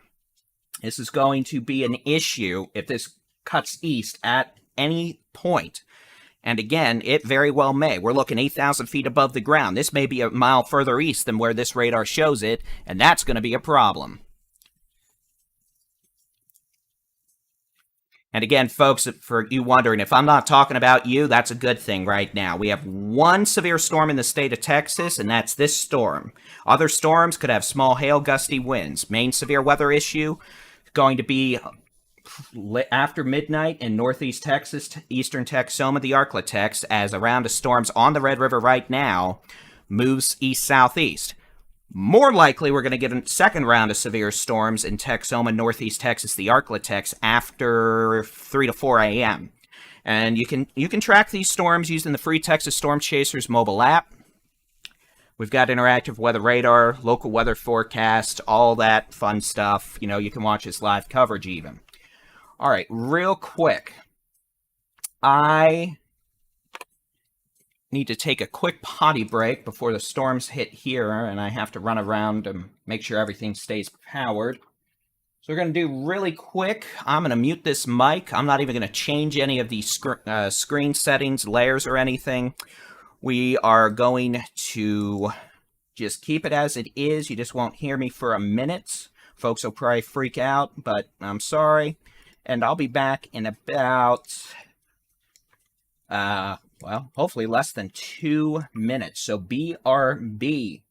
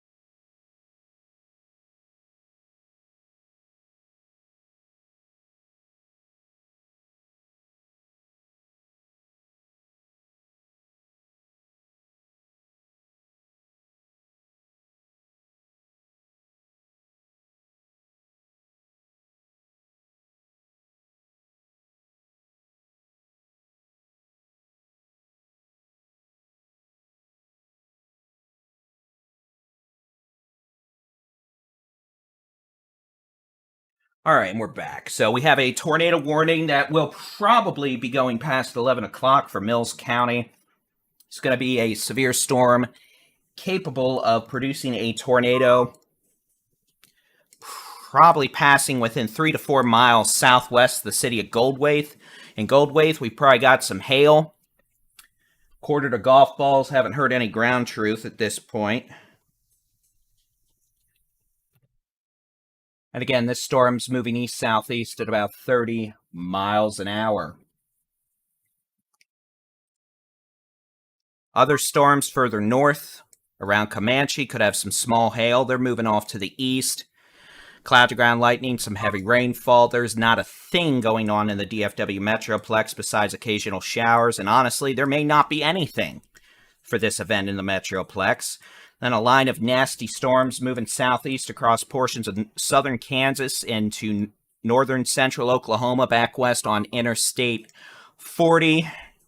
Potential for winds 60 to 80 miles an hour, maybe some hail with those. Then back in Texas, here we're just dealing with one severe storm at this point. It's going to be this guy near Goldwaith.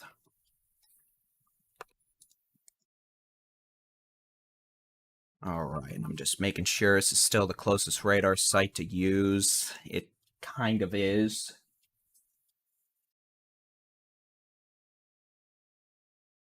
Just keeping my situational awareness.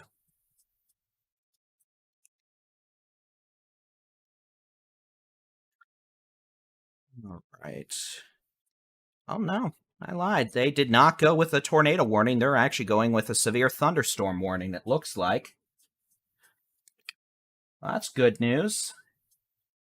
We're seeing something that indicates the potential for a tornado is diminished compared to what it was, so that's good.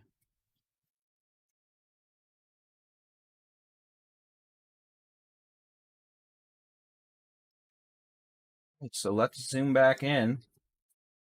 No more tornado warning. We now have a severe thunderstorm warning for southwestern Hamilton, northwestern Lampasas, and southeastern Mills counties. It's going to be a severe thunderstorm capable of producing ping pong ball size hail and wind gusts over 65 miles an hour. So that is good news.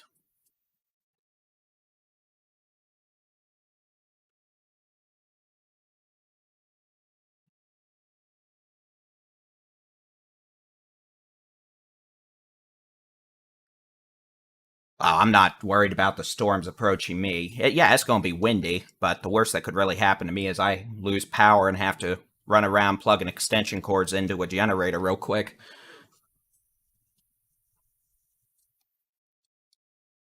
I mean, honestly, I'll probably get up and set the camcorder up in the patio and let her rip. I think now what's going to be more problematic is the dog who's afraid of thunderstorms. Dog's probably going to be a very unhappy dog. But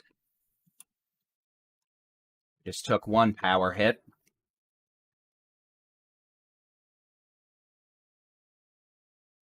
Again, everything here is on a battery backup.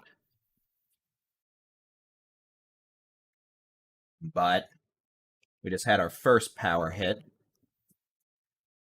And we have a new tornado warning. Why are we issuing a severe warning and then just putting a tornado warning out like 2 minutes later? That's just annoying. Sorry, I'm old grumpy David. All right, so we're going to have a tornado warning until 11:45 p.m. This is going to be for Mills and Lampasas counties. This will be for the thunderstorm near Goldwaith, capable of producing a tornado still. Let's switch back over to the Granger radar. It's going to be a tornado warning that does include the city of... I know I'm messing up the pronunciation.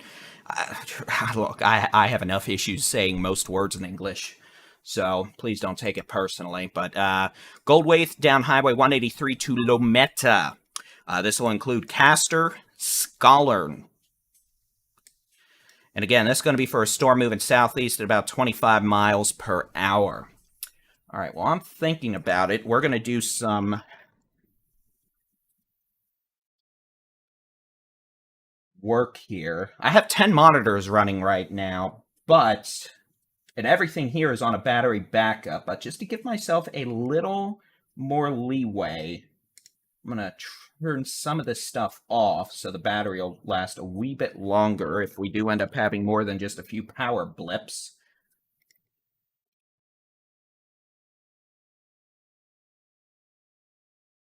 Might. Radar is showing 65 to 80 mile an hour winds, about 4 miles to my northwest, moving this way. That looks enjoyable.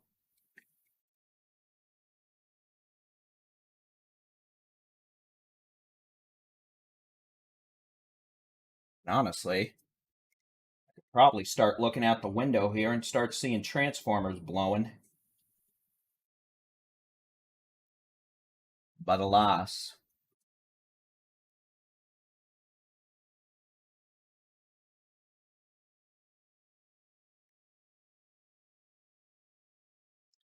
All right, so it's going to be a tornado warning for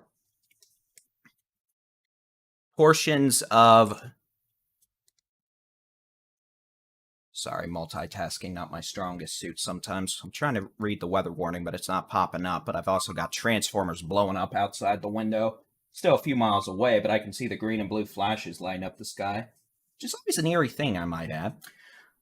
All right, it's going to be a tornado warning for northwestern Lampasas, southeastern Mills County, and central Texas to 11:45 p.m. Severe storms capable of producing a tornado located near Goldwaith or 60 miles northeast of San Saba, moving southeast at 25 miles an hour. And again, this storm could also produce quarter to golf ball size hail. The probable tornado location would be a few miles southwest of Goldwaith. Those of you in Goldwaith definitely need to stay in a safe place. It's going to be lowest floor, center room, away from windows. Put as many walls between you and the outside as possible.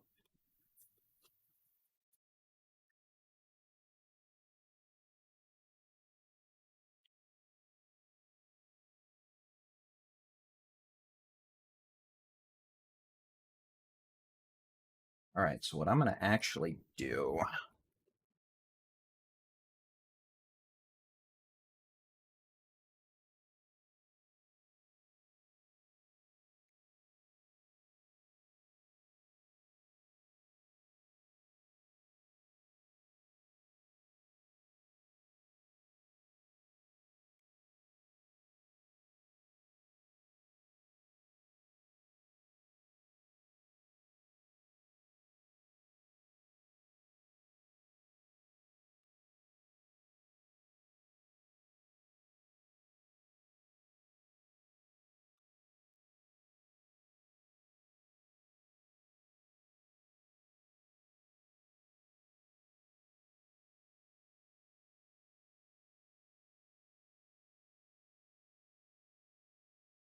So what's probably or could happen in the next several minutes is you're going to start seeing some lights flicker in here. If I lose commercial power, the blue accent lighting behind me is going to die off. These desk lamps may die off. But most of what you're seeing here should stay on. The internet stuff should stay on, so I'll have at least a few minutes to, say, hey, I've lost power. I'm going to have to go plug stuff into a generator, but I can't do that till the storm quits. So what might end up happening is, don't be shocked if suddenly this whole stream just stops. And if that happens, it's only because I lost commercial power or the internet got taken out.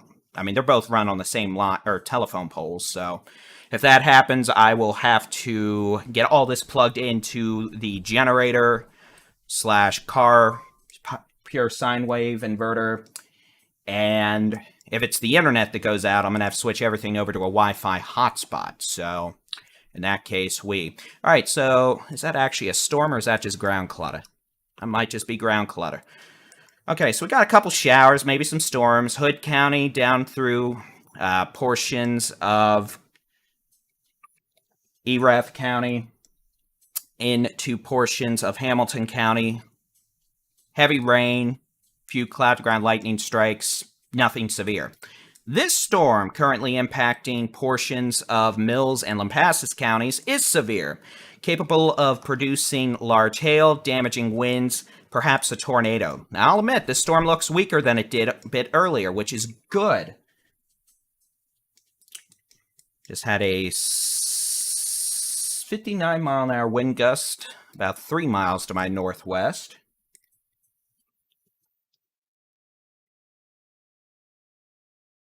It's getting windy.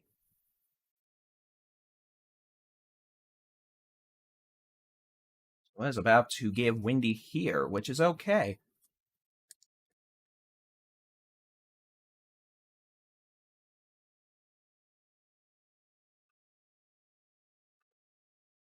We'll see how the power holds up.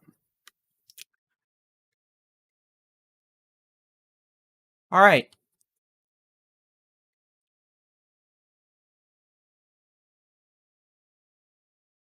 So if there's a tornado at this point, it is probably going to be passing southwest of the city of Goldthwaite by a few miles. It's hailing in the city right now. Could be quarter size or maybe a bit larger. The storm's moving east-southeast at about, what do they got at 25 miles an hour. Pretty much riding down 183 towards Castor, Scalorn, Lometa. Wind is hitting. Sounds like a hurricane outside.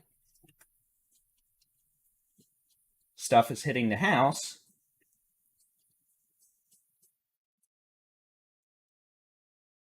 The window is flexing.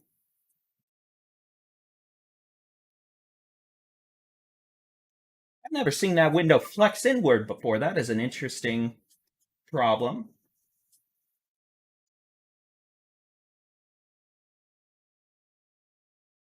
Dog's not happy, I'll tell you that much. Power is gone.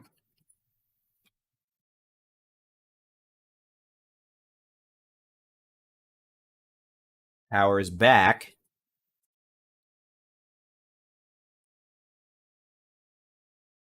Power is out. Power is back. We'll see if we're still live.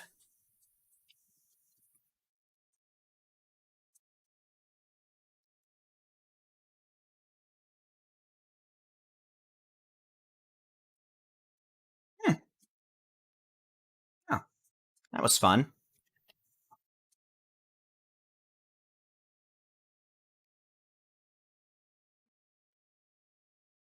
Good to know the desk lamps aren't connected to the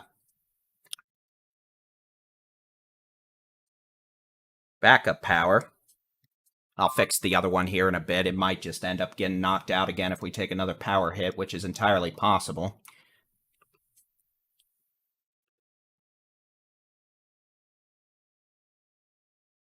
All right, just had a report from Goldthwaite of up to baseball size hail. Interesting.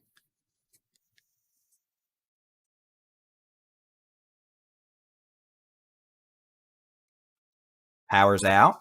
Power's back. Dog is mad. And yeah, all this stuff I have, the internet, all these computer monitors, they're all connected. The computer, all the computer server stuff on the shelf, they're all connected to, I think they're each 1500 watt battery backups. So they are enough to power these 10 computer monitors and this gaming PC for about 10 to 15 minutes. And every time the lights do that, you can see that's just the power going out and back on. Hey, you're okay. Hey. Dog's not happy, clearly. The dog will be okay. And again, this is just the outflow boundary hitting. Actually, the main storms precip themselves are still about 10 miles northwest, so gnarly outflow boundary. Back on with the light. Or not. So again, this is why we have battery backups, because otherwise would have lost the live stream already. So again, we're here. We have a tornado warning for portions of Lampasas and Mills County, moving southeast at about 25 miles an hour. Those of you in Goldthwaite, probably getting hail right now. This storm will be done there in about 5 to 10 minutes. I'd give yourselves until about 11:25 to 11:30 to come out of shelter. Moving southeast, again about 25 miles an hour, moving towards Castor, Scalorn, and eventually Lometa. Try to turn this back on again.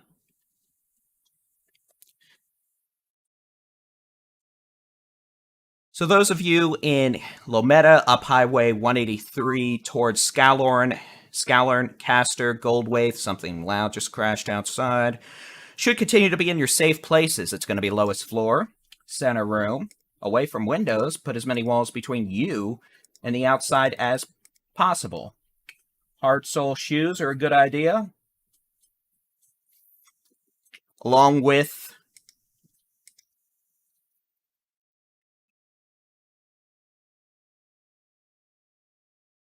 helmets. And again, this is all moving southeast at about 15 to 25 miles an hour. Further north, we have scattered storms that have popped up in southwestern North Texas. Really, they're not severe, just some heavy rain, small hail, and lightning. Further north, cluster of storms across southern Oklahoma, staying north of the Red River for now. Bit of rain in places like Sherman to Bonham, but the damaging wind hail portion of this is staying north of the Red River. It may eventually try to make it into portions of northern Fannin and northern Lamar counties, but we'll see. And then back up in Oklahoma, that's going to be our main line of storms that will attack northeast Texas, the Arklatex, into portions of northeast Texas this evening. Or I should say this evening, in probably 4 to 6 hours.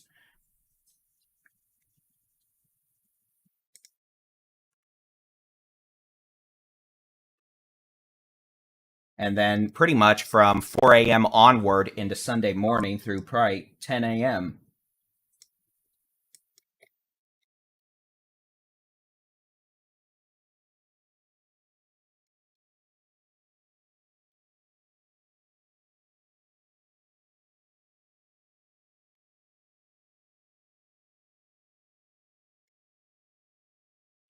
Yeah, in a minute, I'm going to have to go check and make sure I didn't just lose a tree. For those of you wondering exactly where I am located just north of this radar site, TOKC, here in southern Oklahoma City. It's the outflow boundary that just hit with 50 to 60 mile an hour winds. So, real quick, I am going to go check and make sure I didn't just have a tree go down the backyard and give this dog something to help her chill.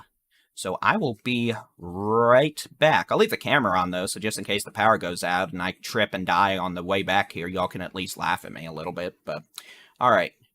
BRB.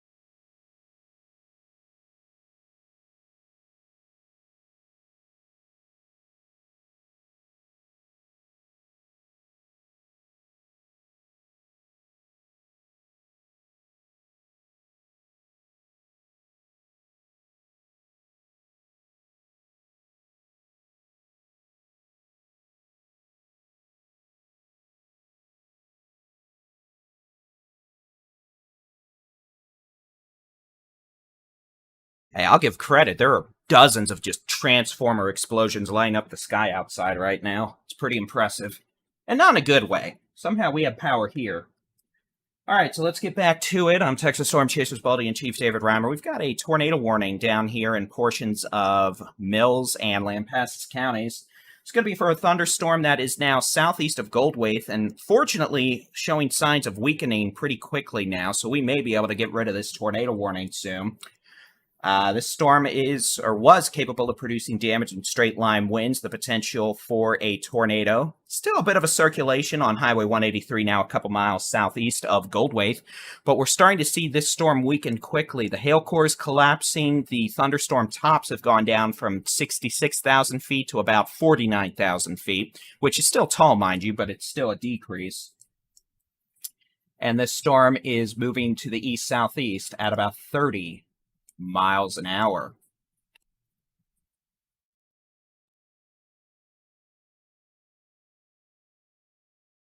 So again, those of you southeast of Goldwaith, you're going to want to stay in a safe place. It's going to be the lowest floor, center room, away from windows.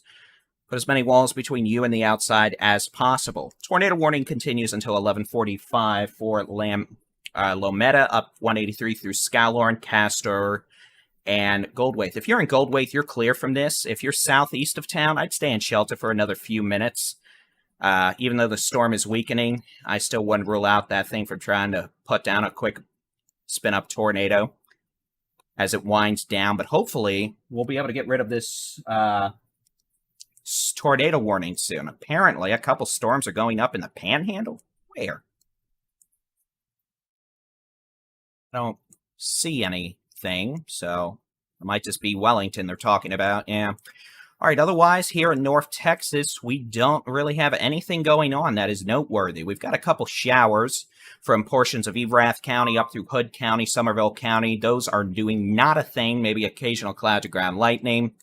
And then we've got these storms in southeastern Oklahoma. Also, I mean, they're severe in southeast Oklahoma, quite a bit of damaging wind, but they're north of the Red River. We have rain south of the Red River, maybe some ground lightning, but nothing severe.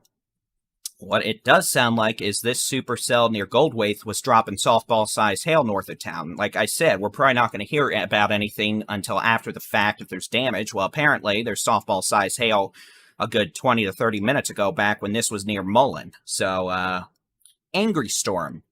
But it's weakening pretty quickly now, and if that trend continues, we may be able to get rid of this tornado warning sooner rather than later. So, now that we have a little bit of time and the power grid hasn't been totally decimated around me, let's take a look at the high-res rapid refresh model for this evening into Sunday morning, see if we can't give some timing information. All right, here we go. So what we're going to do first is we're going to load the model data. And we're going to see what it shows for 11 o'clock, just so we have a good guess. So you can see it doesn't have this stuff down here. It's too slow with the activity across Oklahoma. But nevertheless, here we go. You can see round 1 moves out of southeast Oklahoma and the Arklatex by 1 to 2 a.m. We see new storms fire up in central and southeastern Oklahoma, 3 to 4 a.m., and then those get rampagey and move southeast into the Arklatex in northeast Texas between 6 and 8 a.m. We might be at the tail end, the potential for some hail, damaging winds, and then otherwise, most of it may be to our east. So again, if you're in the Metroplex, North Texas, unless something changes, this is a non-event for y'all, which is nice after a week of overperforming events in North Texas. And then for Northeast Texas, East Texas, well, we'll see. This first round, again, is staying mostly north of the Red River, minus some rain. We're about to lose the severe weather issue down here in Central Texas, I think, as this storm quickly weakens. The tornado warning has been canceled. So again, no more tornado warning for Lampasas or Mills County with this thunderstorm. The tornado warning has been canceled. We got this line of storms, western Oklahoma, up to central Oklahoma. You can see, in fact, we're starting to see another Boeing segment develop in southwest Oklahoma. If that continues, that may actually push southeast into portions of Texoma further west than I was just saying. So we're going to have to watch that carefully. And then we got the storms in central Oklahoma with damaging winds, some hail, all the way up into southern Kansas, where we have hail, damaging winds, even spin up tornadoes around the Wichita metro. That must be an enjoyable prospect. But again, for now, we are about to be down to no severe weather warnings in the state of Texas outside of this storm near Mills, or southeast of Goldwaith, which is quickly weakening. So again, tornado warning has been canceled. I am pretty confident this storm around Goldwaith is going to be gone by midnight. It's quickly weakening now, and it's probably being smushed by the cap. These showers here in southern North Texas not doing much. And then we're just monitoring these storms north of the Red River across Oklahoma, just waiting for our turn for them to move across the river and into portions of Texoma and North Texas. So now that we are down to no tornado warnings and have some time for a break, we're going to do what I tried to do an hour ago, and that is we're going to take a bit of a break where we're going to have some music playing. You're just not going to hear me talking. We'll keep the radar loop going. In fact, I'll keep it for both Oklahoma and North Texas, and we're going to plan on having our next severe weather update here at midnight, but the video stream's not going away. It'll keep playing, and we'll have some nice music going. And just like earlier, if we end up having some sort of problem, we will be back before midnight. So let's try this again, shall we?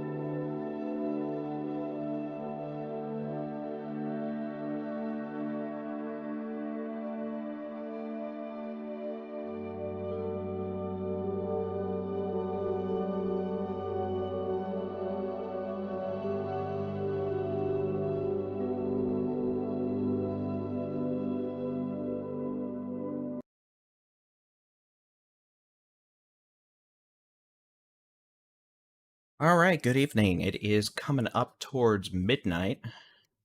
Apparently, my head is frozen. That's always an enjoyable prospect. Let's try that again. All right, it is coming up to midnight now. Saturday night / Sunday morning. I'm Texas Storm Chasers Baldy-in-chief David-Reimer, monitoring a couple of storms still ongoing this evening across Texas, monitoring a whole lot of storms ongoing across Oklahoma. Tulsa's about to get 90 to 100 mile an hour straight line winds. Storm that we were previously dealing with about an hour ago across portions of Mills and Lampasas County, as expected, is in the process of shriveling up and evaporating as the cap comes on in and squishes it into oblivion.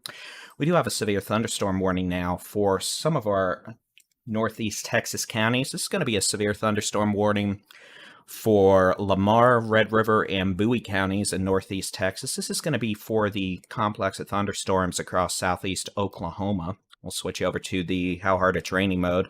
And these storms have started to trend a bit south of the Red River to a point to where we could see some quarter-size hail, winds over 60 miles an hour in places like Arthur City down Highway 271 to Powderly, to Sumner, to the city of Paris, Reno, east to Blossom, down towards DePort and Bogota over the next 20 to 30 minutes. And again, we don't really have a good radar look from the Shreveport office.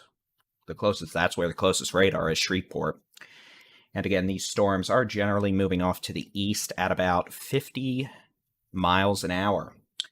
And again, we're unfortunately just don't have a great view. We're looking at 15,000 feet above the surface is the closest we can get up here in Lamar County. So these storms capable of producing, again, 60 mile an hour winds, maybe some quarter-size hail, and heavy rainfall.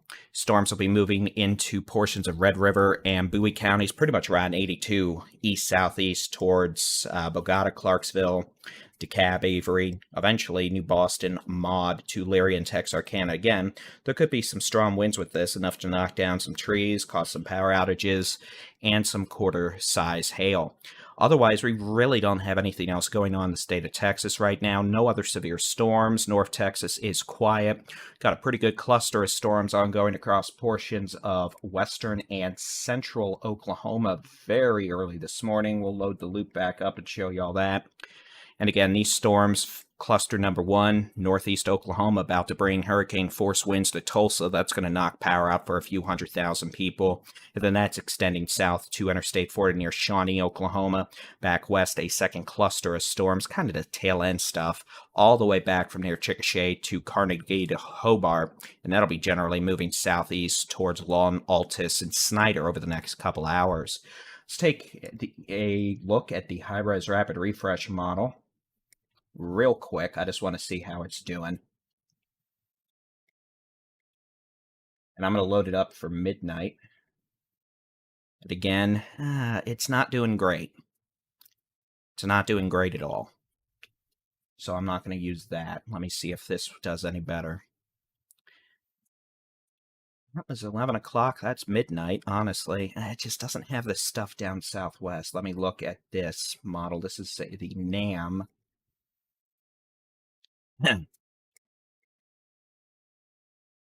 Oh, it wins nothing. Okay, so again, back to what we're dealing with right now. These storms across southern Oklahoma, again, cluster number 1 in southeast Oklahoma, starting to translate into portions of Lamar, Red River, and Bowie counties in northeast Texas, could have winds of 55 to 65 miles an hour, especially along Highway 271, north of Paris, all the way up to Powderly and Arthur City. And again, highest chance for quarter-size hail, pretty much Powderly, Arthur City up to Hugo into southeastern Oklahoma. These storms could continue riding 82 east towards Detroit, Clarksville, Anona, Avery, DeKalb. If they don't start turning more southeast, they're not going to get much farther south than they are now. Could maybe get to Texarkana. Otherwise, we're going to need to watch this main line firing back in Oklahoma. And at some point tonight, it may be, hours from now, we're probably going to see those try to make it south of the Red River and parts of Texoma, northeast Texas, into the Arklatex. So as that occurs, we could see another chance for some hail, gusty winds. But at this point, honestly, not really all that concerned about North Texas, the Metroplex, South and West. It's quiet. It's probably going to stay quiet. I think our highest issues for tonight, probably, and this may even be a little too far southwest, going to be north of this line, this area, as we head into the next 6 to 8 hours. Otherwise, it should be mostly quiet for the rest of the night here across north central Texas, unless something dumb happens, which is always possible with Mother Nature. But as you can see, storms south of pretty much southwest of a Sherman to Tyler line, back into the hill country, central Texas, north Texas. They're done. They're dying. Just a couple showers left. So that's probably going to be the name of the game. So with that being said, we're going to go ahead and terminate our live continuous severe weather coverage for now. We'll be keeping an eye out and posting occasional updates this morning, and if needed, we will continue severe weather coverage later this morning. But it looks like for now we're going to be able to take a break, grab some coffee, maybe take a nap, but we'll be keeping an eye on things. If we need to come back, we will. So thank you to all those who've been joining us over the last 6 hours. We appreciate it. You can keep an eye on the sky with the Texas Storm Chasers mobile app. It has interactive weather radar, live storm chasing video when we're out chasing, plus the forecast and the down to the neighborhood forecast as well. So again, you can keep an eye on the storms there, along with our latest weather updates. Otherwise, feel free to join us over on the Discord channel, and we'll be talking to y'all again probably a bit later this morning. Y'all have a great rest of your night. God bless.